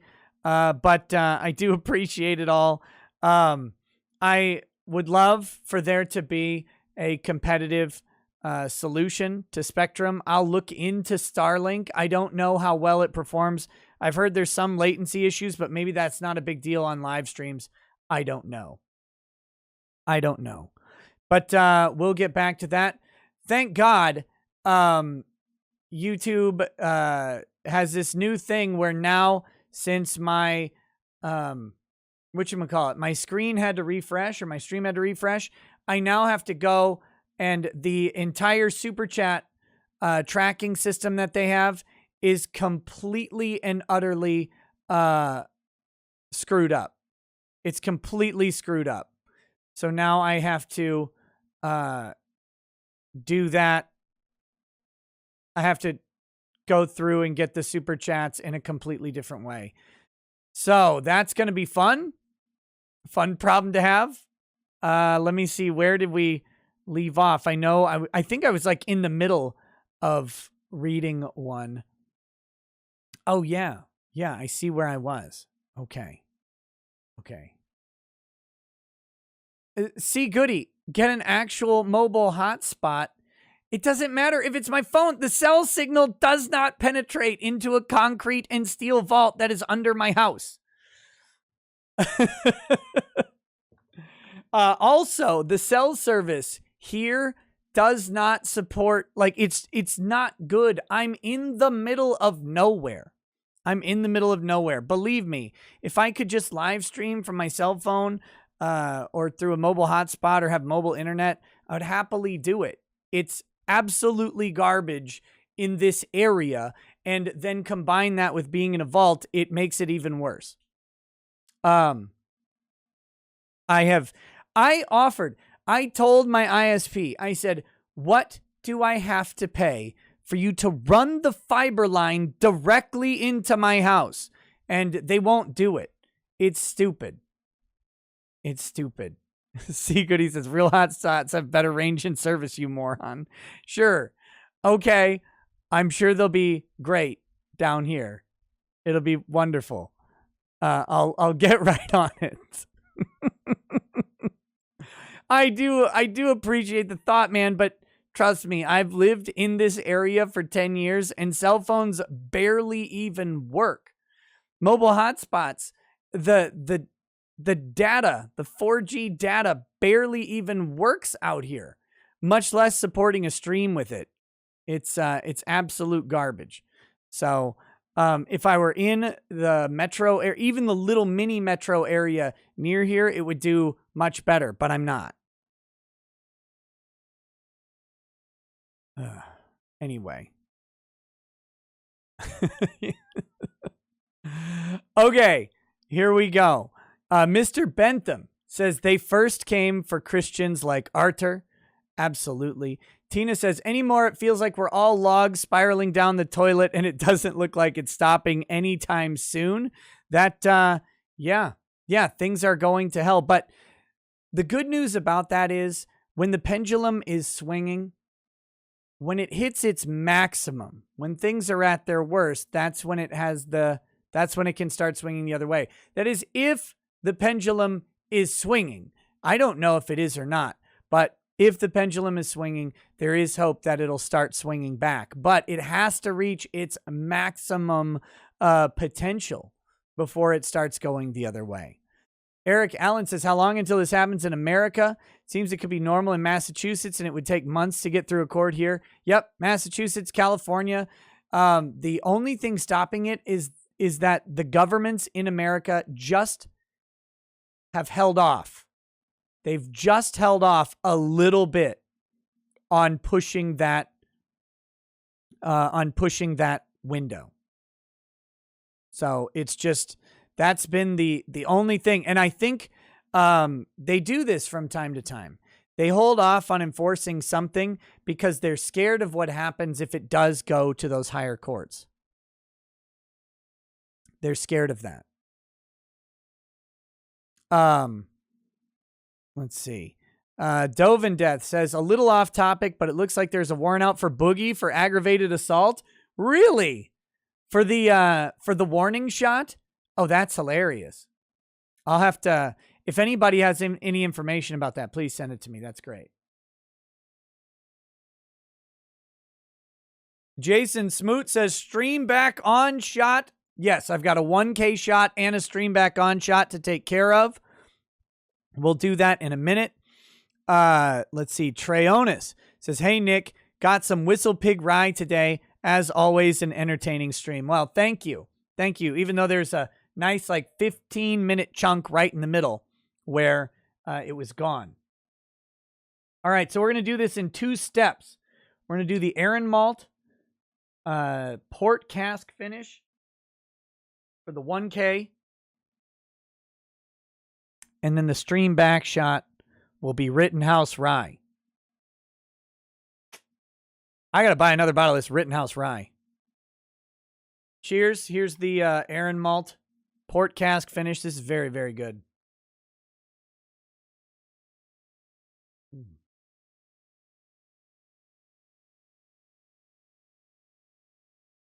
That is an exceedingly pleasant whiskey. It's smooth. It's tasty. The finish is great. Everything about it is good. All right.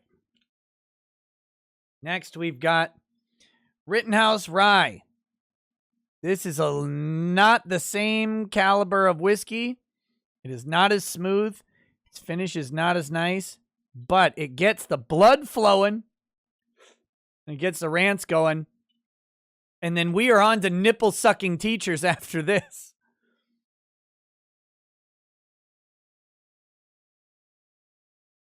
That first one, Luminatrix, was the Aaron Malt. Here you go. There you go. The Aaron Malt Port Cask Finish single malt scotch. And then the next one I'm drinking, ooh, I'm blurry. I'm in 1K, is this Rittenhouse Rye. This is an inexpensive whiskey, but I got it in honor of Kyle Rittenhouse, the commie killer.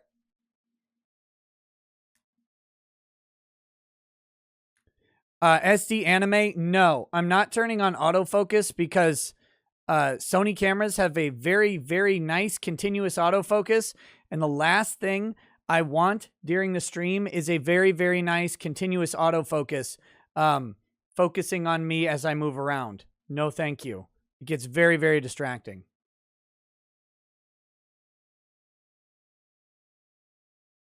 Woo!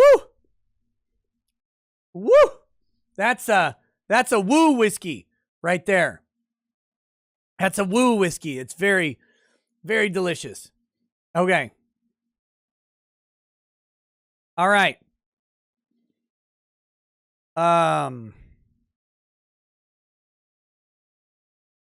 Where are we?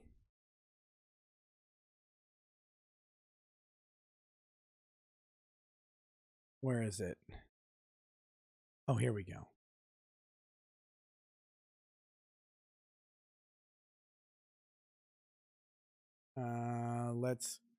Go away.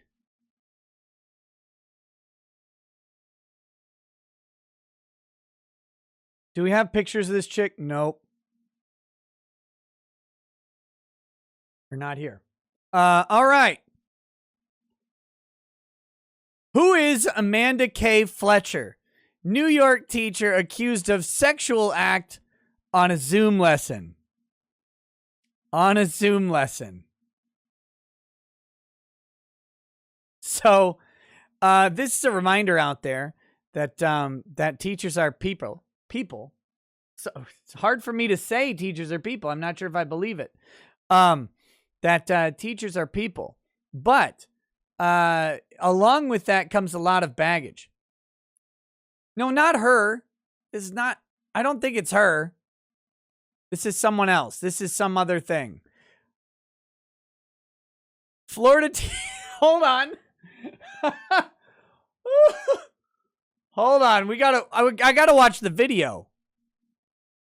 Here's the video. This is separate from the article, okay? Fucking A. Let's start this over. Parents, when you're helping your children at the computer, please do not appear with big joints in your hands and cigarettes. The joint be big as a cigar. Oh, yes, we done seen it all. Please have that in your hand and in your mouth.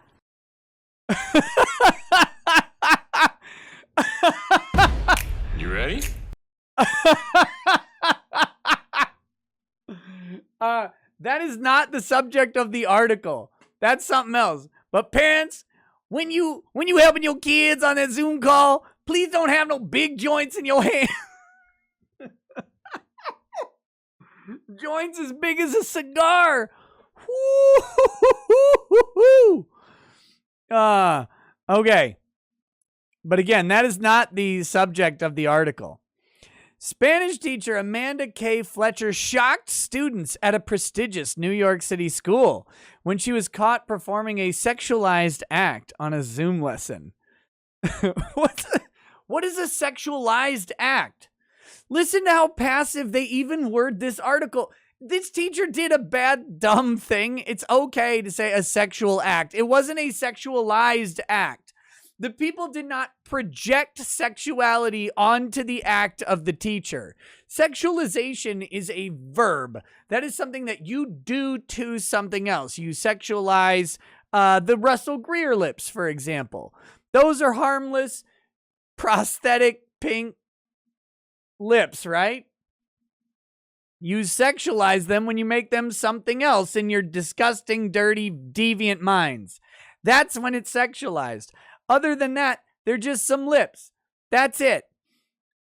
This woman's acts were not sexualized. They were sexual. It's fine. Why are they writing passively? According to a report by the Special Commissioner of Investigation for the New York City School District, which has been seen by Newsweek, students at Columbia Secondary School for Math, Science, and Engineering, KSMSA, in Manhattan had allegedly watched Fletcher perform the act during a remote learning session in September last year.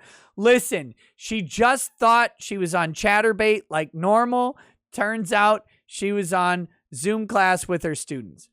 According to the report, the video captured Fletcher engaging in the inappropriate act where Fletcher appeared to suck the nipple of an unidentified and topless male. Okay. It added that a child, identified as student A, said that during the Zoom call, she observed Fletcher eating spaghetti and an unidentified shirtless male in her Zoom window's background for about 3 minutes, at which point Fletcher then put her mouth on the male's chest.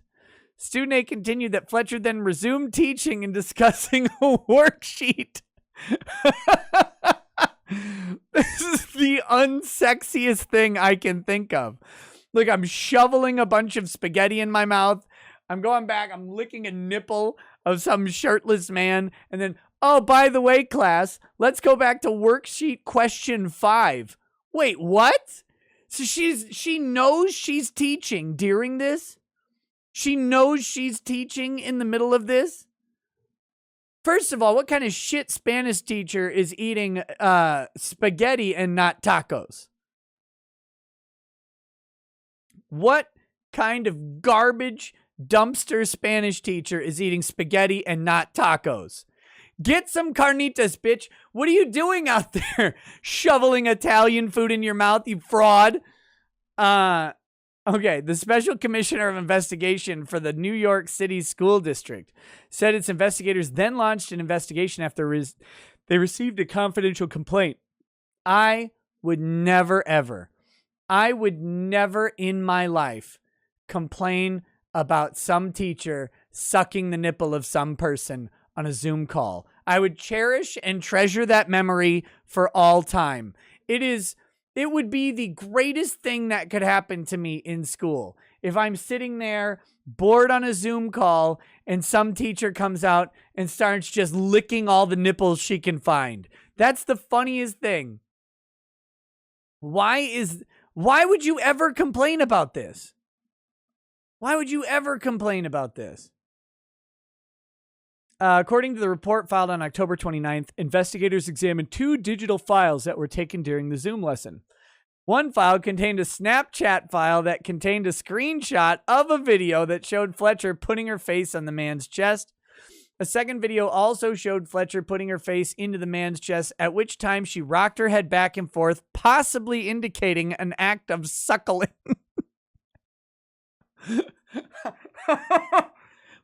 Listen to how painful it is to even describe this. Do they possibly indicating an act of suckling? This is a man's nipple. How fat is the man?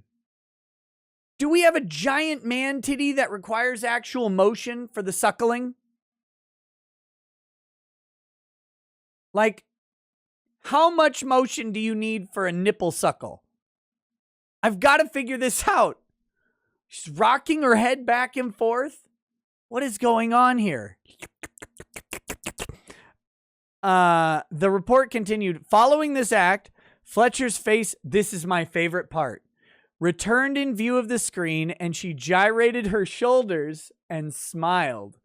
Both video files were consistent and demonstrated the same behavior and same participants similarly dressed. This chick shovels a bunch of spaghetti in her mouth, right?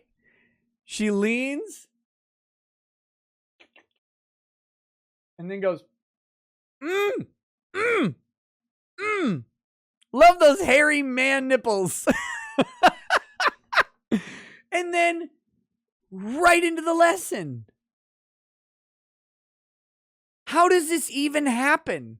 How does this even work? Students later shared the videos of Fletcher and the man on Snapchat as well as other social media sites. According to investigators, God, I wish I had this video.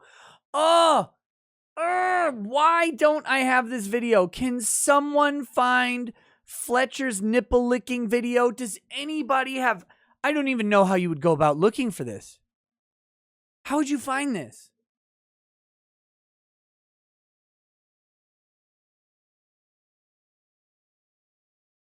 When the SCI requested Fletcher attend an interview with its investigators, the teacher acted through her attorney and, citing her status as a tenured pedagogue, something, declined to be questioned by them. Look, I'm on tenure, bitches, she says. I'm not dealing with your Gestapo Nazi. Get out! Get out, you communist Nazi Gestapo KGB. I am licking nipples here.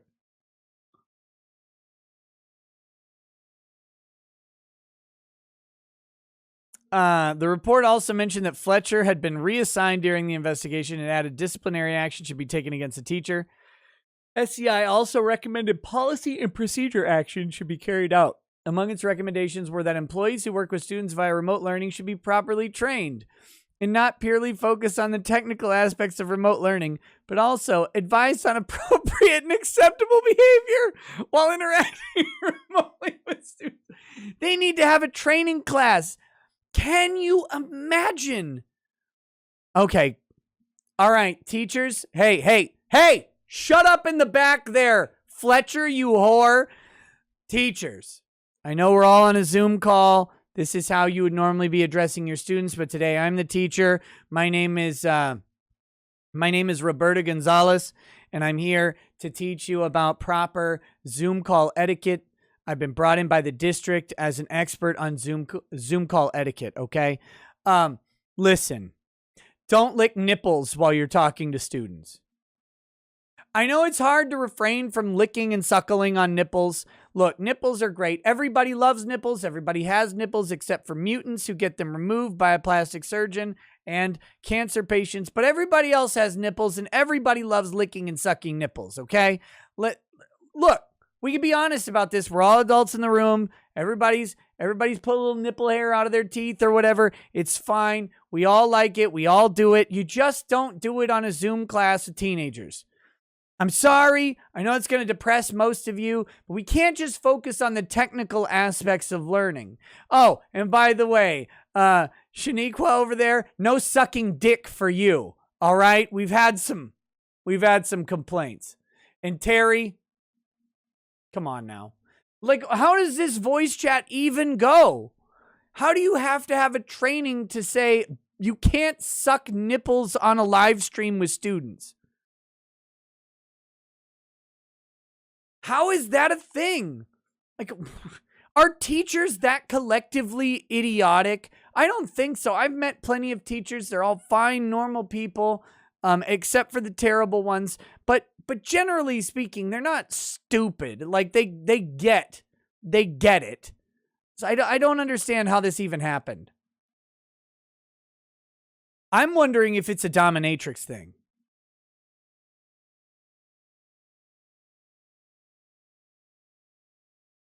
I'm wondering if it's a dominatrix thing, right? Like, she's living out her dominated fantasy or whatever, and he's like, listen, slave. You think you're hot shit? You think you're cool? You're worthless. You're nothing to me. And to prove you're nothing to me while you're on your show with your little kids or whatever that you think you do that's important, you're going to suck this nipple. You're going to suck this nipple hard. I can't figure out what else would possess someone to eat nipples on a Zoom call that they apparently know is going on. It doesn't seem like it was a DSP moment where it's like, oh, the camera's on? Right? Like, it doesn't seem like that. It was on the whole time? It doesn't seem like a moment like that. It seems different. I don't get it. I don't get how you get to sucking nipples on the live stream with children. That's weird to me. One of those recommendations included not letting non-classroom participants appear in the educational videos. The teacher should not be eating, snacking, smoking, or vaping. Look, the eating and snacking was not the problem. The smoking and the vaping isn't mentioned in the video. None of those are the problem. It's licking nipples. This is why administrators and bureaucrats, this is why things can't change. It's why things literally can't change. This is, all of the jokes aside, This is serious. They cannot recommend not sucking a man's nipples during the live stream. Okay? They can't do it. They have to say, well, we can't let non-classroom participants appear in the video, and maybe not eat, snack, smoke, or vape. Those are bad. Like the guy appearing in the video is the problem. That's not the problem. It's this on a nipple. That's the problem. Just fucking say it. Just say it. They can't. They can't do it. That's the thing. And that is why bureaucracy fails. It's why the school system will never be fixed. Will never be fixed. No one on earth thinks a teacher sucking nipples on a Zoom call is appropriate with students on the Zoom call. No one thinks that. There's no education that needs to happen here. There's no training that needs to happen. There's no weird, like, passive-aggressive text that needs to be read by a legion of teachers. No one thinks that. This teacher doesn't think it's appropriate. Nobody does. She knows exactly what the problem is with that broadcast. And yet, they have to, like, walk on all these eggshells and be like, well, you just really can't have other people in the frame, and maybe don't eat spaghetti, and no smoking or vape. I wasn't smoking or vaping. I was trying to suck milk out of a man. Okay, but just in case you were thinking about it, no smoking or vaping, okay? Like, this isn't a point that needs any help. I don't know. I don't know where we're going. I don't know why this is a thing. But this, I can tell you, I don't know why it's happening, but I can tell you that it's happening is the death. It is the heat death of bureaucratic institutions, and it is why they will always fail. Always fail. Okay.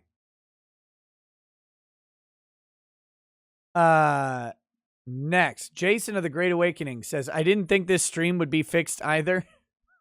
Me either. Puggernaut says, Boogie 2988 has a warrant for his arrest on an aggravated assault charge. Aim! Stay the fuck back! Stay back! Hey, what's up, Uncivil? Uncivil Law is here. Uncivil, check out this headline. Uncivil Law. What do you say? Does any teacher need to be trained on the fact that licking nipples on a live stream with students is not appropriate? Whew. Okay. Man nipples, by the way. Before you degenerates get in your mind that these are lady nipples. These are lady sucking manlet nipples. We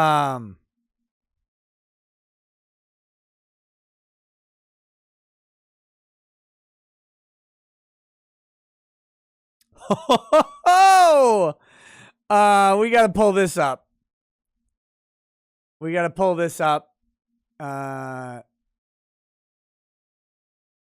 Come on.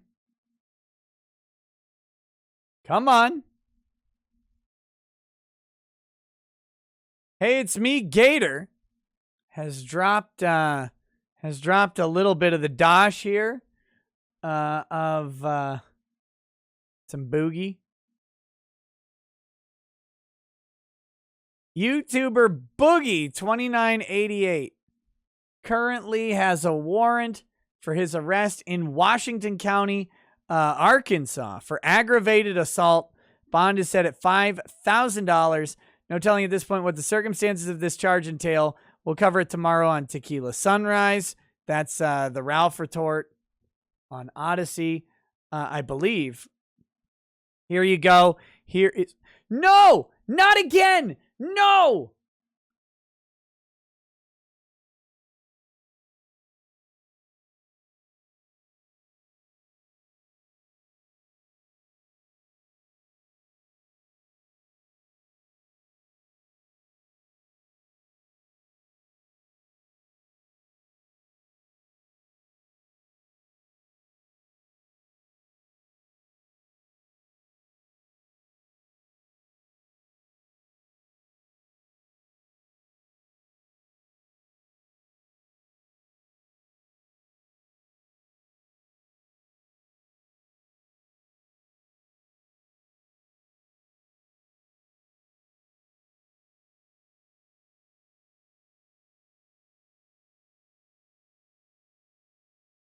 Okay, we're coming back. We're coming back. It's coming back. We're back. Okay. Spectrum must be having problems on the Spectrum tonight. It's actually not back for me. I mean, I can see from the chat that it's back. I can see from my stream labs that it's back. But here on the here in YouTube, it's not back. But that's okay. We're going to plow on. So here is Boogie. Here's his arrest. Here's a arrest warrant for Boogie that we're getting to. Luminatrix, there is not another ISP. Not out here. So here's his. Look at all that neck beard on this man. Look at all of that. That is a freakishly unrealistic amount of neck beard. Like, look at that. That's amazing. How do you even get that much neck? How do you get that much beard on your neck? Mine goes down to about here. His goes down to here. He has an extra 3 inches of beard. How does that even work? I don't know what that looks like.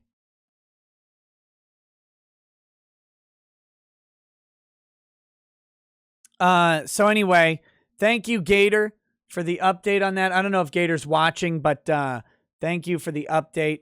He's 5'10", 450 pounds, gender M for maybe. Eyes hazel, hair brown.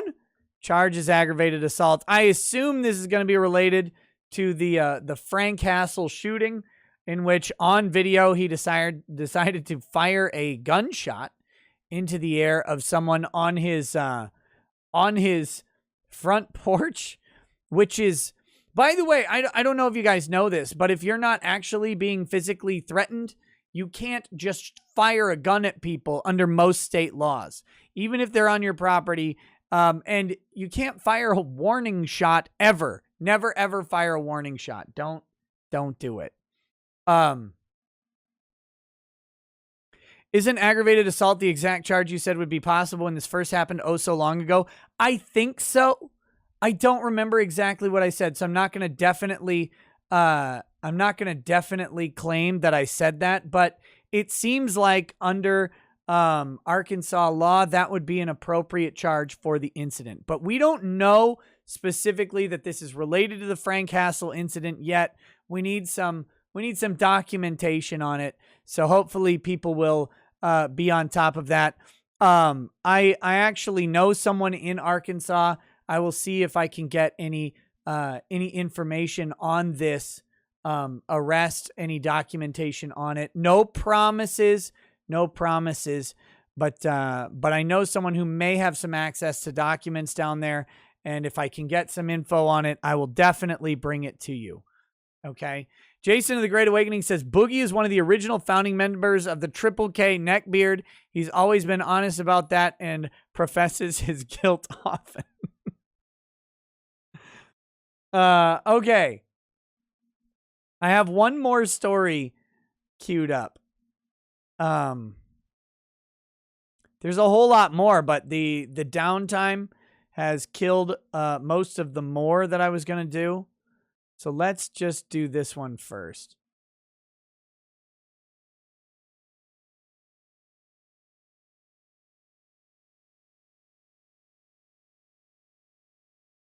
Keemstar talked to him. He's coming out with the Twitter. This motherfucker went on Keemstar again? He did it again after the disaster he had with Frank Hassel on Keemstar before? One of the worst planned streams I've ever seen in my life was Boogie going on Keemstar to confront Frank Hassel,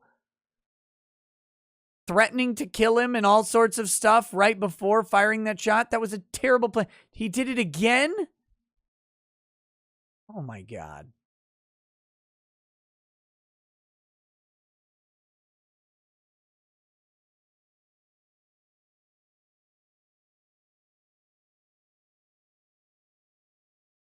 Just a second. I need to check one thing real quick.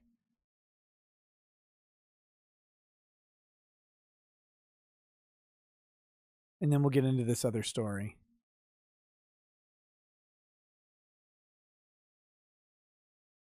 Okay. All right. Trump Willis is my name, says the only state I know that allows shots fired for approaching a property and you saying no is my state, Missouri. Our laws are by far pretty based. Yep, they are. They are. And Arkansas is close, but it's not that close. Okay. Automata says, is there some invitation exception to assault via brandishing? If Frank mocked Boogie, telling him to get his gun out, does that implicate an apprehension requirement? Although the warning shot thing may overpower that. I don't know, man. Someone taunting you to get out a gun and commit a crime isn't a good reason to do it. That's what I would say. You might be able to argue that. You may be able to argue that Frank instigated and incited the encounter. I'm sure if I were Boogie's lawyer, that would be part of my argument, right? He instigated it. He incited it. He was attempting to get my client intimidated, and my client was afraid for his life. And you would start to build on those things. Will it hold up? Who knows? Who knows? I think likely, let me put this out there. I think likely what Boogie's lawyer tries to do is plea this down from an aggravated assault to disorderly conduct or some sort of public disturbance type event. And the prosecutor may take that deal on the sort of grounds of, well, you know, that you've got some defenses. We just want a conviction. We don't want to put your guy in jail, but we want to take his gun away. We're going to take the gun away. We're going to put him on probation for a year where he can't have a gun, and let him see how that goes. That could be a nice compromise. He gets a misdemeanor disorderly conduct, a year of probation. The terms of that probation are no guns, no same or similar conduct, no assaultive behavior, and everybody goes home. That's going to depend on Boogie's criminal history, on his lawyer's strategy, on how much of a hard-on the DA has for him, all sorts of stuff like that. Wasn't his gun? Doesn't matter. They would, part of his probation, they would still probably try and confiscate the gun or find some way to show that it wasn't in the house, and any further possession would be unlawful. So, we'll see. But possession of any firearm by Boogie for any amount of time would be unlawful under those circumstances. Why take his gun away? Now everyone knows he's not armed. They would take his gun away because he used the gun in a crime. That's just how they go. That's how they operate. In any violent criminal act, if you're convicted, even for a misdemeanor, during your probation period, they're going to say you don't get any guns. All right. Here's the next story. Montana cancels $300 unemployment bonus checks and everything else to know. Montana and South Carolina will stop including the $300 federal bonus on unemployment checks. Could other states follow? Here's everything you need to know about the checks. So this is in addition to the existing unemployment benefits in the state. There was a $300 bonus from the federal government. It started off as $600. This is a week, by the way. Started off as $600 a week, then was reduced to $300 a week. But this comes out to $1,200 a month, basically, in additional income for people to not work. So $1,200 a month plus the unemployment amount you were already getting. For some people, kicked them above the amount they were able to earn through a job. So it's amazing what happens with that. When you pay people to not work, they have a solution. It's called they don't work. So now some states are saying, you got to go to work. You got to get to work. So that's what's going on in Montana and South Carolina. Let's check it out. Governors of Montana and South Carolina have said their states will cancel the $300 federal bonus and scale back on benefits for unemployed workers starting in June. $300 weekly bonus on top of what states already pay in unemployment checks is part of the American Rescue Plan law from March that extends the $300 payments through September 6th. However, states are entitled to opt out. Governors for the two states say they're facing a labor shortage, with South Carolina Governor Henry McMaster saying in a statement, this labor shortage is being created in large part by the supplemental unemployment payments that the federal government provides claimants on top of their state unemployment benefits. That's just the tip of the iceberg for the 300 unemployment checks. We'll tell you everything you need to know now, including how the IRS could refund you up to $10,200 if you are taxed on your unemployment checks as income. Here's what to know about your July child tax credits, blah, blah, blah, blah, blah. Who cares? So they're canceling the unemployment bonuses because, let's see. That means in June, unemployed workers in those states will not receive the $300 weekly bonus on top of other unemployment money they would receive from each state. South Carolina and Montana will also end payments to those receiving pandemic emergency compensation and pandemic unemployment assistance, which includes gig and contract workers. Get to work! Get to work, they're saying. Go to work. Though the funding for the pandemic unemployment benefits was granted by law from the feds, individual states can choose not to participate. U.S. Chamber of Commerce on May 7th called for an end to the $300 federal bonus. By the way, let me just say about the U.S. Chamber of Commerce. Cucks! Fuck the U.S. Chamber of Commerce. They can eat all of the shit that exists in the world for all I care.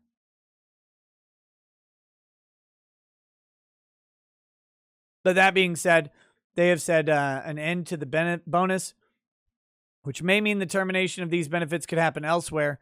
We will continue to monitor any change. This was related to a video I actually covered. This only applies if you filed prior to them exempting a good chunk of unemployment income, which they did later. But your unemployment income is taxable income. And a bunch of people got a bunch more money from these federal bonuses in 2020. So they would have had to pay income tax on that. The federal government then exempted a larger amount. And so people may be entitled to a refund there. But only if you actually filed. Let's see. Counter that, the most recent stimulus law includes a tax exemption of $10,200 or $20,400 for those filing jointly, for those with an adjusted gross income under $150,000 during the 2020 year. But this is dumb. You don't get a $10,200 unemployment refund. Nobody on earth is going to get this amount refunded to them. This is worded really poorly from CNET. It's a $10,200 exemption in income, not an exemption in tax paid. So $10,200 of unemployment income at the maximum marginal tax rate of 39% is nowhere near $10,200. So this is silly. This is silly. Plus, if you're on unemployment, you're probably not in the marginal tax rate of 39% or whatever, I'm guessing. But that being said, they just worded this poorly. Here we go.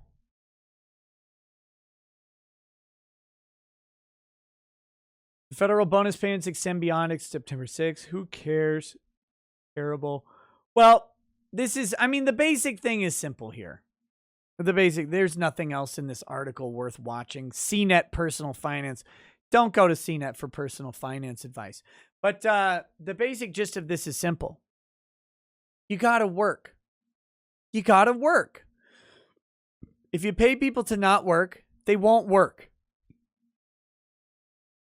If they don't work, you don't have production.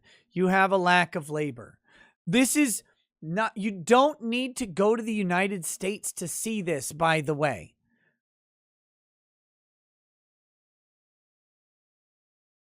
You don't need to go to the United States to see this. You can go to other countries that have extremely high socialist systems and find out that their employment rates are garbage. For example, and this is just by example, I went to Tahiti with my wife on our 10-year anniversary. This would have been 6 years ago, something like that. On our 10-year anniversary, we went to Tahiti. We did the big anniversary vacation. It was a ton of fun, and I was broke for several years after it. During that vacation, we took a tour, and the guy mentioned the social security system of Tahiti. Okay? It's there. Every Tahitian gets to participate in the social security system whenever they want, which means they basically have a rolling unemployment rate in Tahiti of about 30%. About 30%. Because, shockingly, if you pay people the same amount that they would get working to not work, they just won't work. They just don't work. It's amazing. It's like, wait, so I could go work at one of the resorts owned by American companies and make X amount of dollars an hour, or I could not work and make the same amount of money. Huh. So when people don't want to work, they just don't. And when they do want to work, they do. If they're bored, if they want to work on a language skill, if they want to make some connections, if they want to learn a new job trade, whatever it is, whatever they want to do, they can just go work or they cannot. And that's it. It's amazing how that happens. It's almost like everyone who has talked about socialism ever knows the answer to this. And the answer is simple. If you pay people to not work, they won't work. Guys, if someone paid me the same amount to not do a YouTube show as to do a YouTube show, I mean, I probably would do one because I'm like that, because it's fun. Because it's fun. But, here's an example. If I can make the same or especially better money doing a YouTube show as I could practicing law, which one am I going to choose? The one that's fun where I get to drink whiskey, or the one that takes a whole shitload of work and has a whole bunch of requirements and a whole bunch of pressure? Probably the one that's fun where I drink a bunch of whiskey. That's probably where I'm going to go. I'm just guessing. But if you told me I could work 8 hours in a factory or I could sit at home and watch Netflix, I'm going to sit at home and watch Netflix.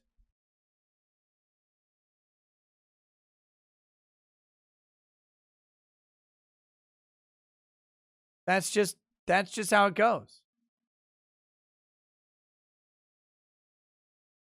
That's just how it goes.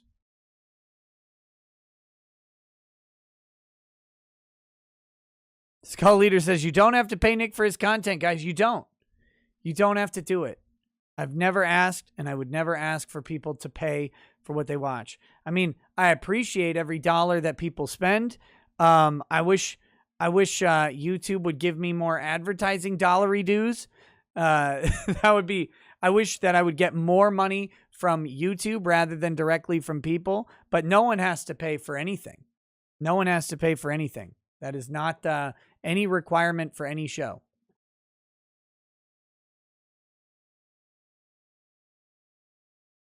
Uncivil Law. Yep, I will lose a drinking competition to you any day of the week, my friend.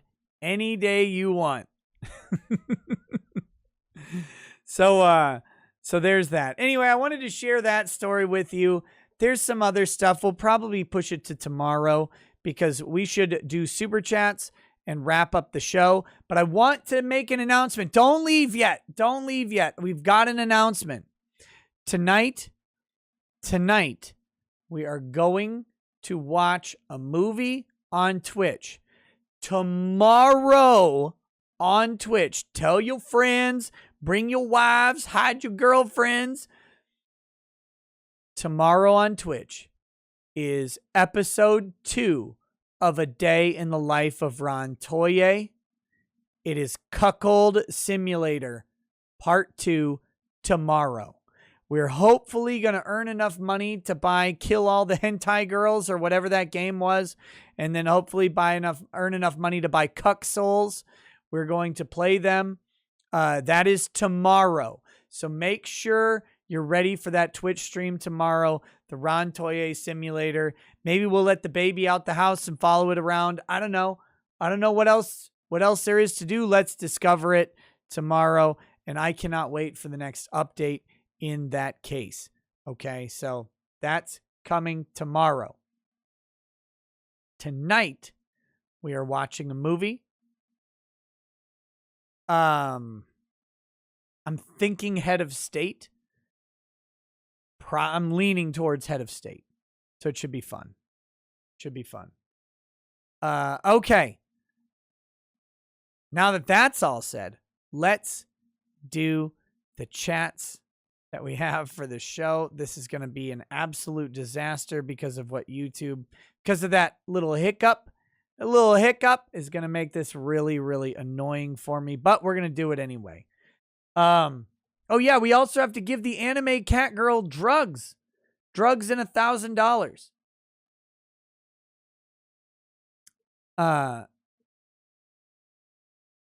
We already watched Hellraiser. Okay. Let's see. Where were we on Justice Chats? Mr. Security says, those cocksucking motherfucking Gestapo Nazis arrested ARTUR, dragged him out of a fucking car. Degenerate pieces of shit. Imagine what they'll do when they start taking guns away here. Our cops are going to act the same fucking way. How embarrassing. Yeah, it's a good thing I lost all my guns, so no cops need to come to my house. Buttworld's man says, I heard unemployment benefits are getting curbed. Good. Get back to work, you lazy parasites. My McDonald's order won't package itself. Mercenary X says, I'm going to warn everyone on this one. This thing going on with the Middle East right now is just a distraction from the vote counting. The deep state is getting desperate to the point they want war. They want to war. The vote counting it's not, I'm sorry to say, it's just not going to matter because the vote counting there in Arizona has no signature verification. So it's just the same recount again. It's the same thing.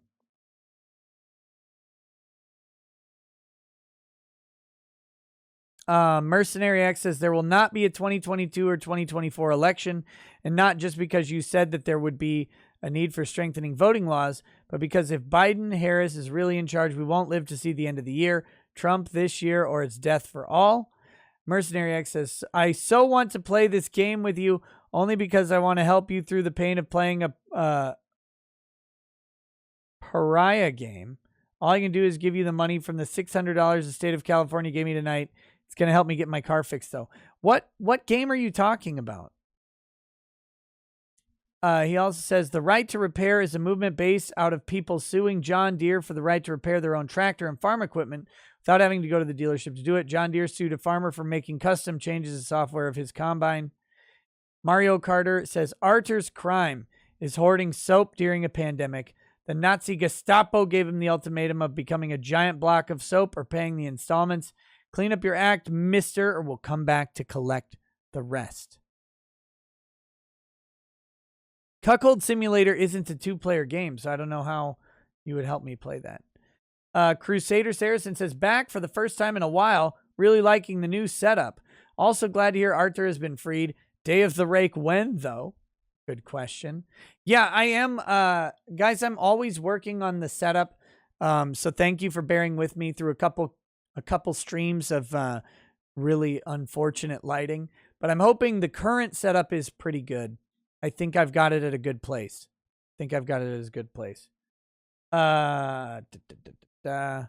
Mario Carter says, cucked pastors be like, I couldn't possibly go against the state. What if I get crucified? Tab says, that see you next Tuesday said highly infectious, often fatal. 96% survival for 60 plus, 99% survival for everyone else. 5% of COVID deaths are COVID only. How can she be so misinformed? The media. That's how. Crusader Saracen says, Nick, when you visited clients in the clink, how do you ensure nosy cops aren't listening in? No, you assume they are listening in. You write things down rather than say them out loud. You assume literally everything you say is recorded. Are they allowed to listen in on client-lawyer private discussions? No, they're not. But yes, they do. Of course they do.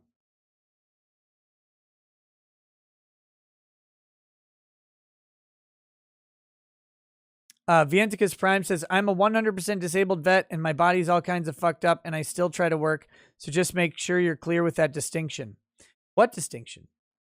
If you can't work, you can't work. If you can work, states are going to want you to work. You got to go to work. You got to go to work. But it's not me saying it. But again, if you pay people not to work, they're not going to work. That's not nefarious or that's not a bad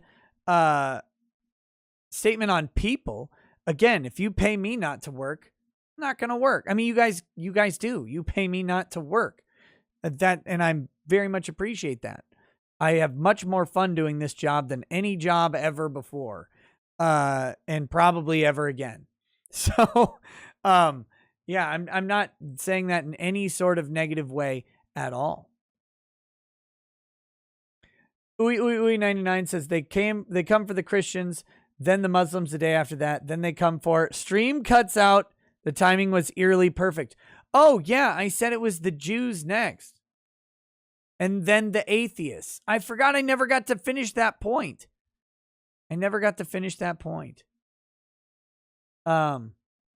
Christians, Muslims, Jews, atheists. That's how it goes. These hands says female teachers have probably been the most affected by the commie cough. After all, their entire dating pool are stuck at home. Seems this teacher found a workaround. Just make sure he's home by 10. On the wall, please, miss. German Shepherd says, have you heard about the ethics complaint on Kim Gardner and the Viva Fry video on it? I've not watched Viva's video on it, but I would recommend people do. I'm looking into it. I have heard about it, but I haven't looked into it yet. She fabricated evidence and encouraged perjury and accused Republicans of political attacks. Number sign confession through projection. Oh, hashtag confession through projection. And hashtag Kim Gardner is a German Shepherd. Susan Wachiki Kiki says the disconnects will continue until my reputation improves.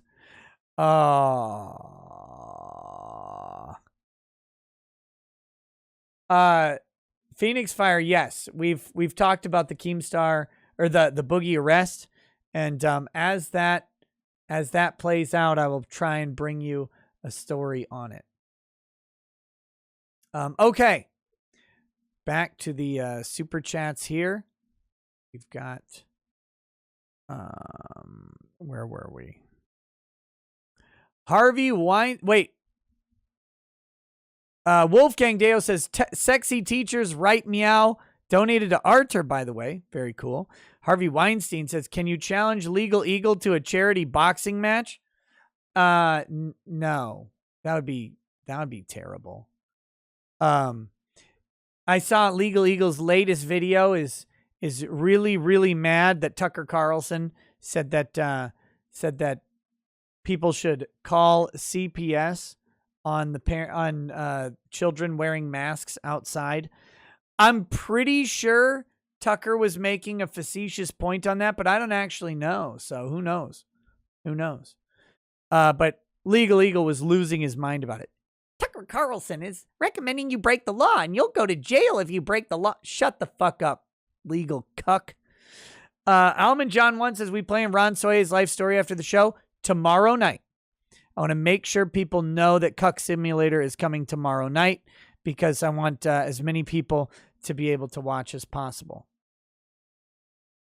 Mario Carter says, only justice in Canada in 2021 is the Bieber album. Wolfgang says, Nick, the chat has died. You need to send 1 million to Susan with numerous apologies and bow to the altar of wokeness if you wish to have the chat alive. David Blackstone says, have the social media companies, especially Twitter, crossed the Rubicon and now just trying to seize power and try to hold as hard as they possibly can, or can they pull back? No, I think they have. I think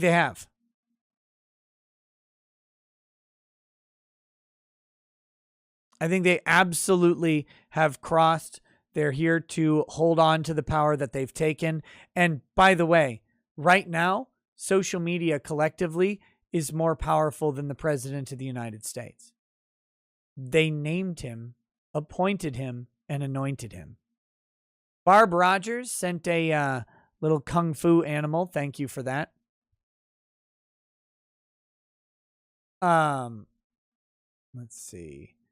Buster Outlaw says, writing a book called The Mob Runs the Music Industry after being fucked over by the music industry.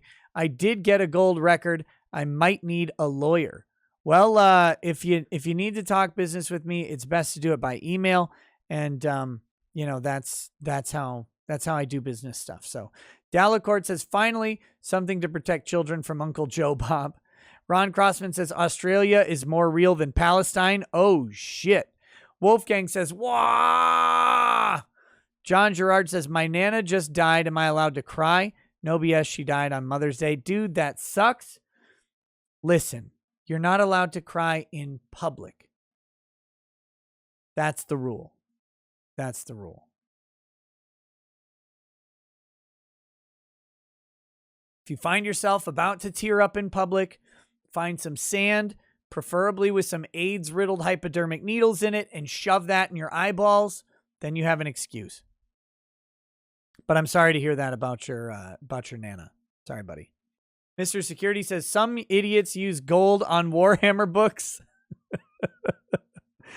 Tara Cannon says, stamping out masculinity is emotionally satisfying to them. But there's no long-term vision. The value of masculinity can be seen with how society today is faring in a feminism-driven culture. Let's see. Next is Eric Allen says, so not okay that church service is illegal, but Walmart has been okay the whole time. Yeah. Yeah. It's a double standard, man. Austin Hartless says, religion is a God-given right. Canadian government can Epstein itself. Breck Nichols says, feeding the homeless. What a genius cover operation. Yeah. They're out there feeding the homeless to lie. The anime guy says, these idiots don't realize once communism happens there, the first against the walls and executed by full auto fire with guns, they gave up the rights to have. Yep, they're the first ones. Drew S says F. Ryan79 says WTF. This is when the stream went down. Macca Jr. says, can I get a shot? Because Saturday was my 30th birthday. 4 double shifts in a row over the weekend because I'm a chef, though. Have a good stream. Oh, my God. I'll do a half shot for you, buddy. That sucks. I briefly entertained being a chef. I briefly entertained it. I love to cook. It's something I enjoy doing. I'm decent at it. I did a little bit of chef training. And I didn't do it because the hours are brutal. Brutal. Here's to you, Macca Jr. Happy 30th birthday that you got to work through.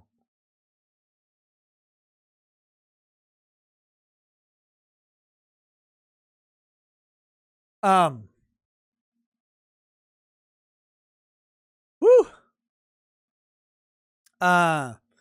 Colfe 2A wannabe Hunan Muhammad says, you just throw on the dartboard remix cut.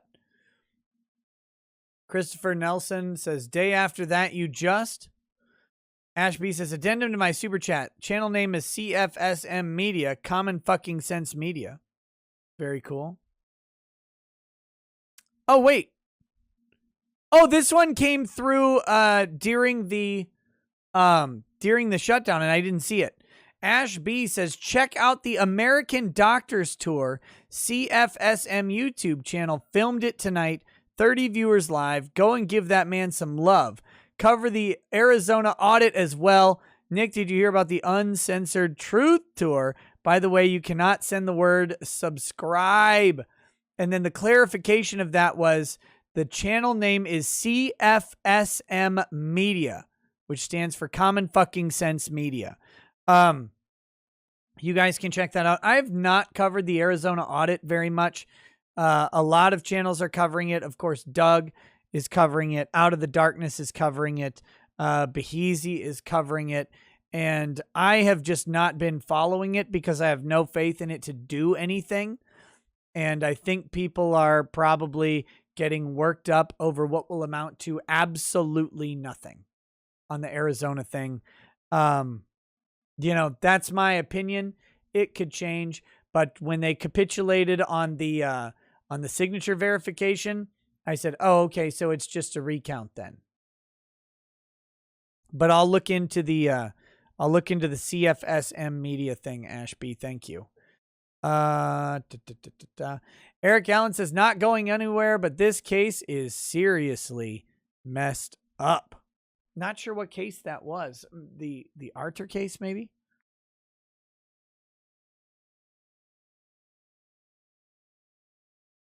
Okay, we got a couple more that came in, I think. Let's see. Sheepsidian says, it does suck when you lose someone close. Why do you motherfuckers want to cry so much for? Man up, pussies, and ladies. Man up, pussies. Wolfgang Deo says, wear the mask, otherwise you are killing people. Actually, by not wearing the mask, I'm preventing your death by the powers you are so enamored with. If I wear the mask, then you will end up against the wall by the forces I am dissenting from. Timothy Reaper says, Zoom etiquette class, no snacking on moobs. Bob Costas says, if the government didn't steal half your income working a legal job, then people wouldn't decide unemployment is better. Simple.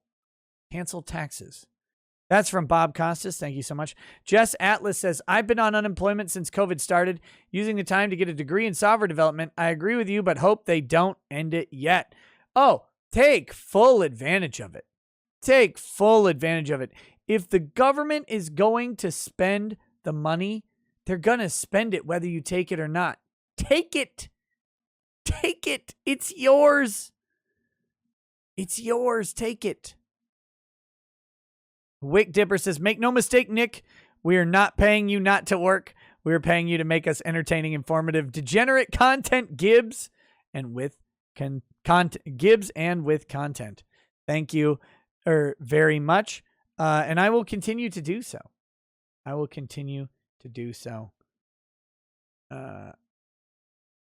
you seen the article Transgender Man Pregnant from Parent Magazine? They're using your photos in it? Really?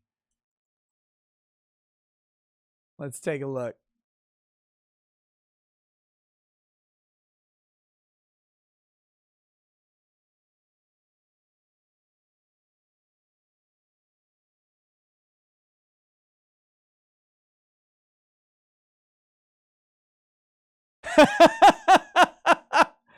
Yes. Yes, it's me. Here I am.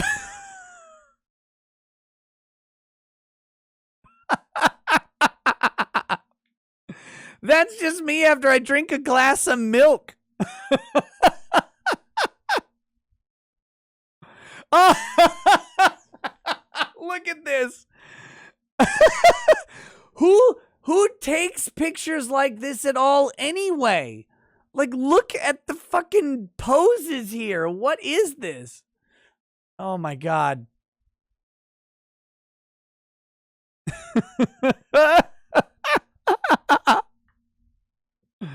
Oh, I gotta gauge my ears by Halloween so I can do this.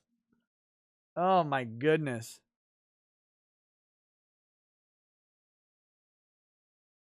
Who stands like this? I can't get over it. I can't get over it. My wife has been pregnant 8 times. 8 times. And I don't recall ever taking this weird of a fucking picture. The bunch of shitty green plants in the background. Just the side of the road woods because they live. You know why they're here, right? This is just normal side of the road foliage, but they live in an apartment, so they never see plants.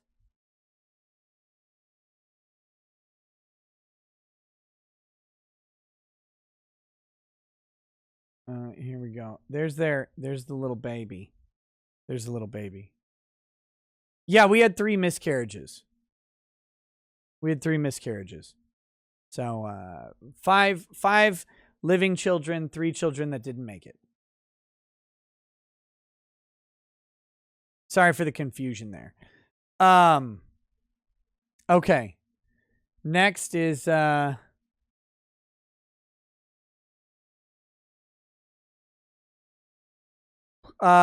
classical positioning says the kryptonite of the Bernie bro is what a debate opponent of yours, Vincent James, loves to make.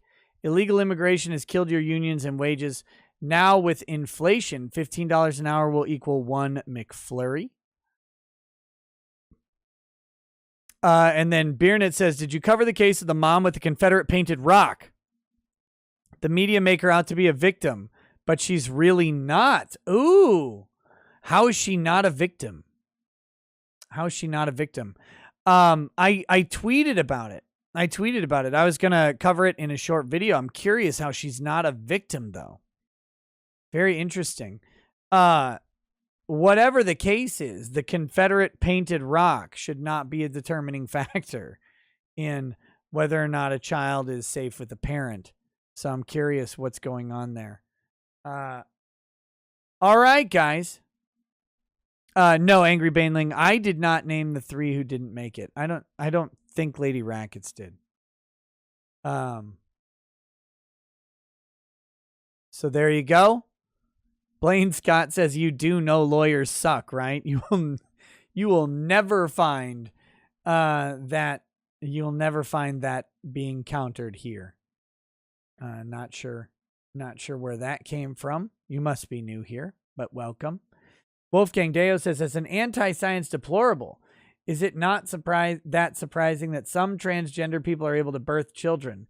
It's not because they are transgender, rather because they are biologically women. So it's strange because they're acting strange. Yeah, I mean, it's clearly it's a biological woman with a uterus.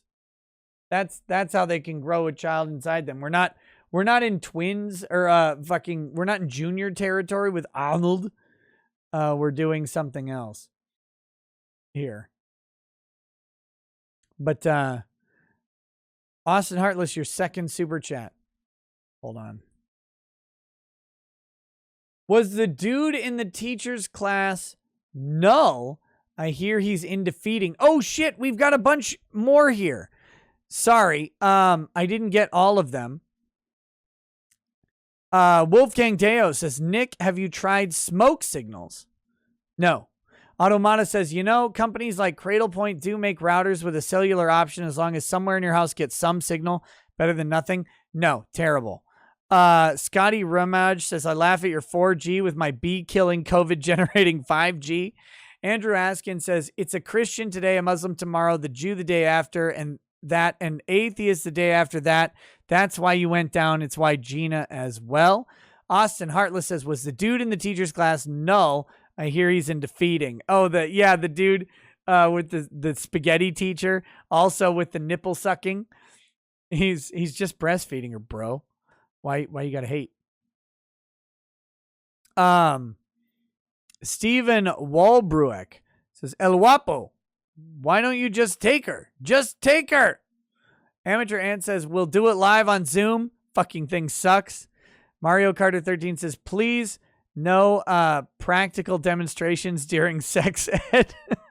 Philip Booty says, say my name. I know you love it. I do. It makes me happy. 200 Watt Studio says, other day I was having lunch with my friend. Next thing I know, she licked spilled spaghetti off my chest. Now I have to find a new tutor. Philip Booty says, right-click image, open in new tab, zoom for fuck's sake. I was just going to zoom in on his giant fucking neck. Not So Handsome Jack says, Boogie probably has like 20 other chins under it.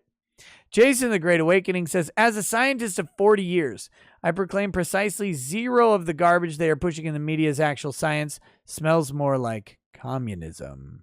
Timothy Reaper says, Zoom etiquette class, no snacking on moobs. Okay, I read some of these. Yep. Here we go. Baronet says, The Rock is not the problem. Her moving all the time and neglecting the daughter is. But yeah, The Rock is CPS being evil. It makes for good clickbait. There you go. That's That's everything. There we go. Thank you guys for the awesome show today. Sorry for the technical issues with the internet going down, but thanks for hanging out, always making the show a fun time. We'll be over on Twitch in just a few minutes to watch some based and red-pilled movies. Some funny movies. We're going to watch some funny movies. So come check that out. I'll see you there. Other than that, guys, have a good night. Peace. Peace.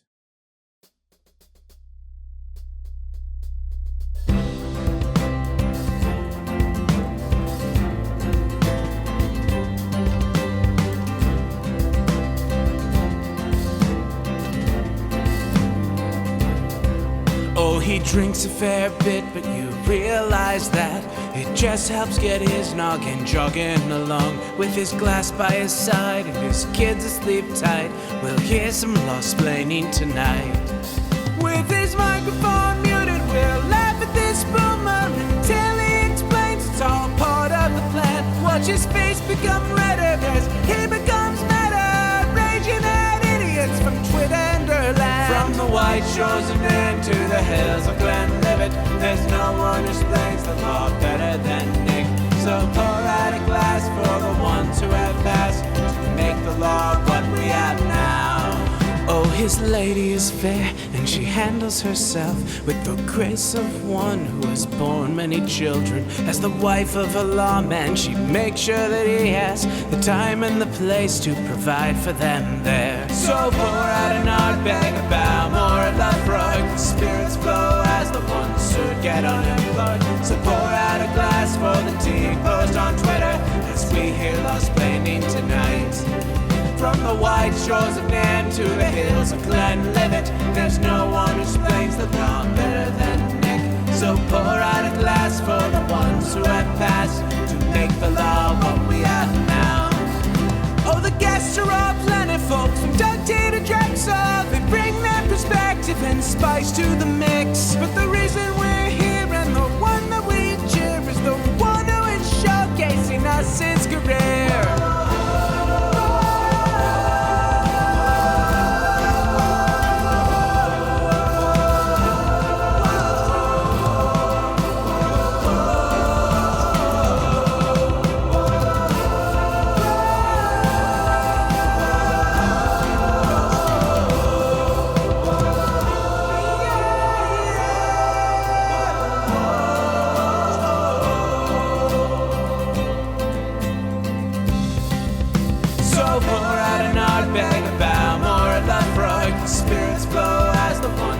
Get unemployed. So pour out a glass for the tea post on Twitter as we hear law-splaining tonight. From the white shores of Nairn to the hills of Glenlivet, there's no one who explains the law better than Nick. So pour out a glass for the ones who have passed to make the law what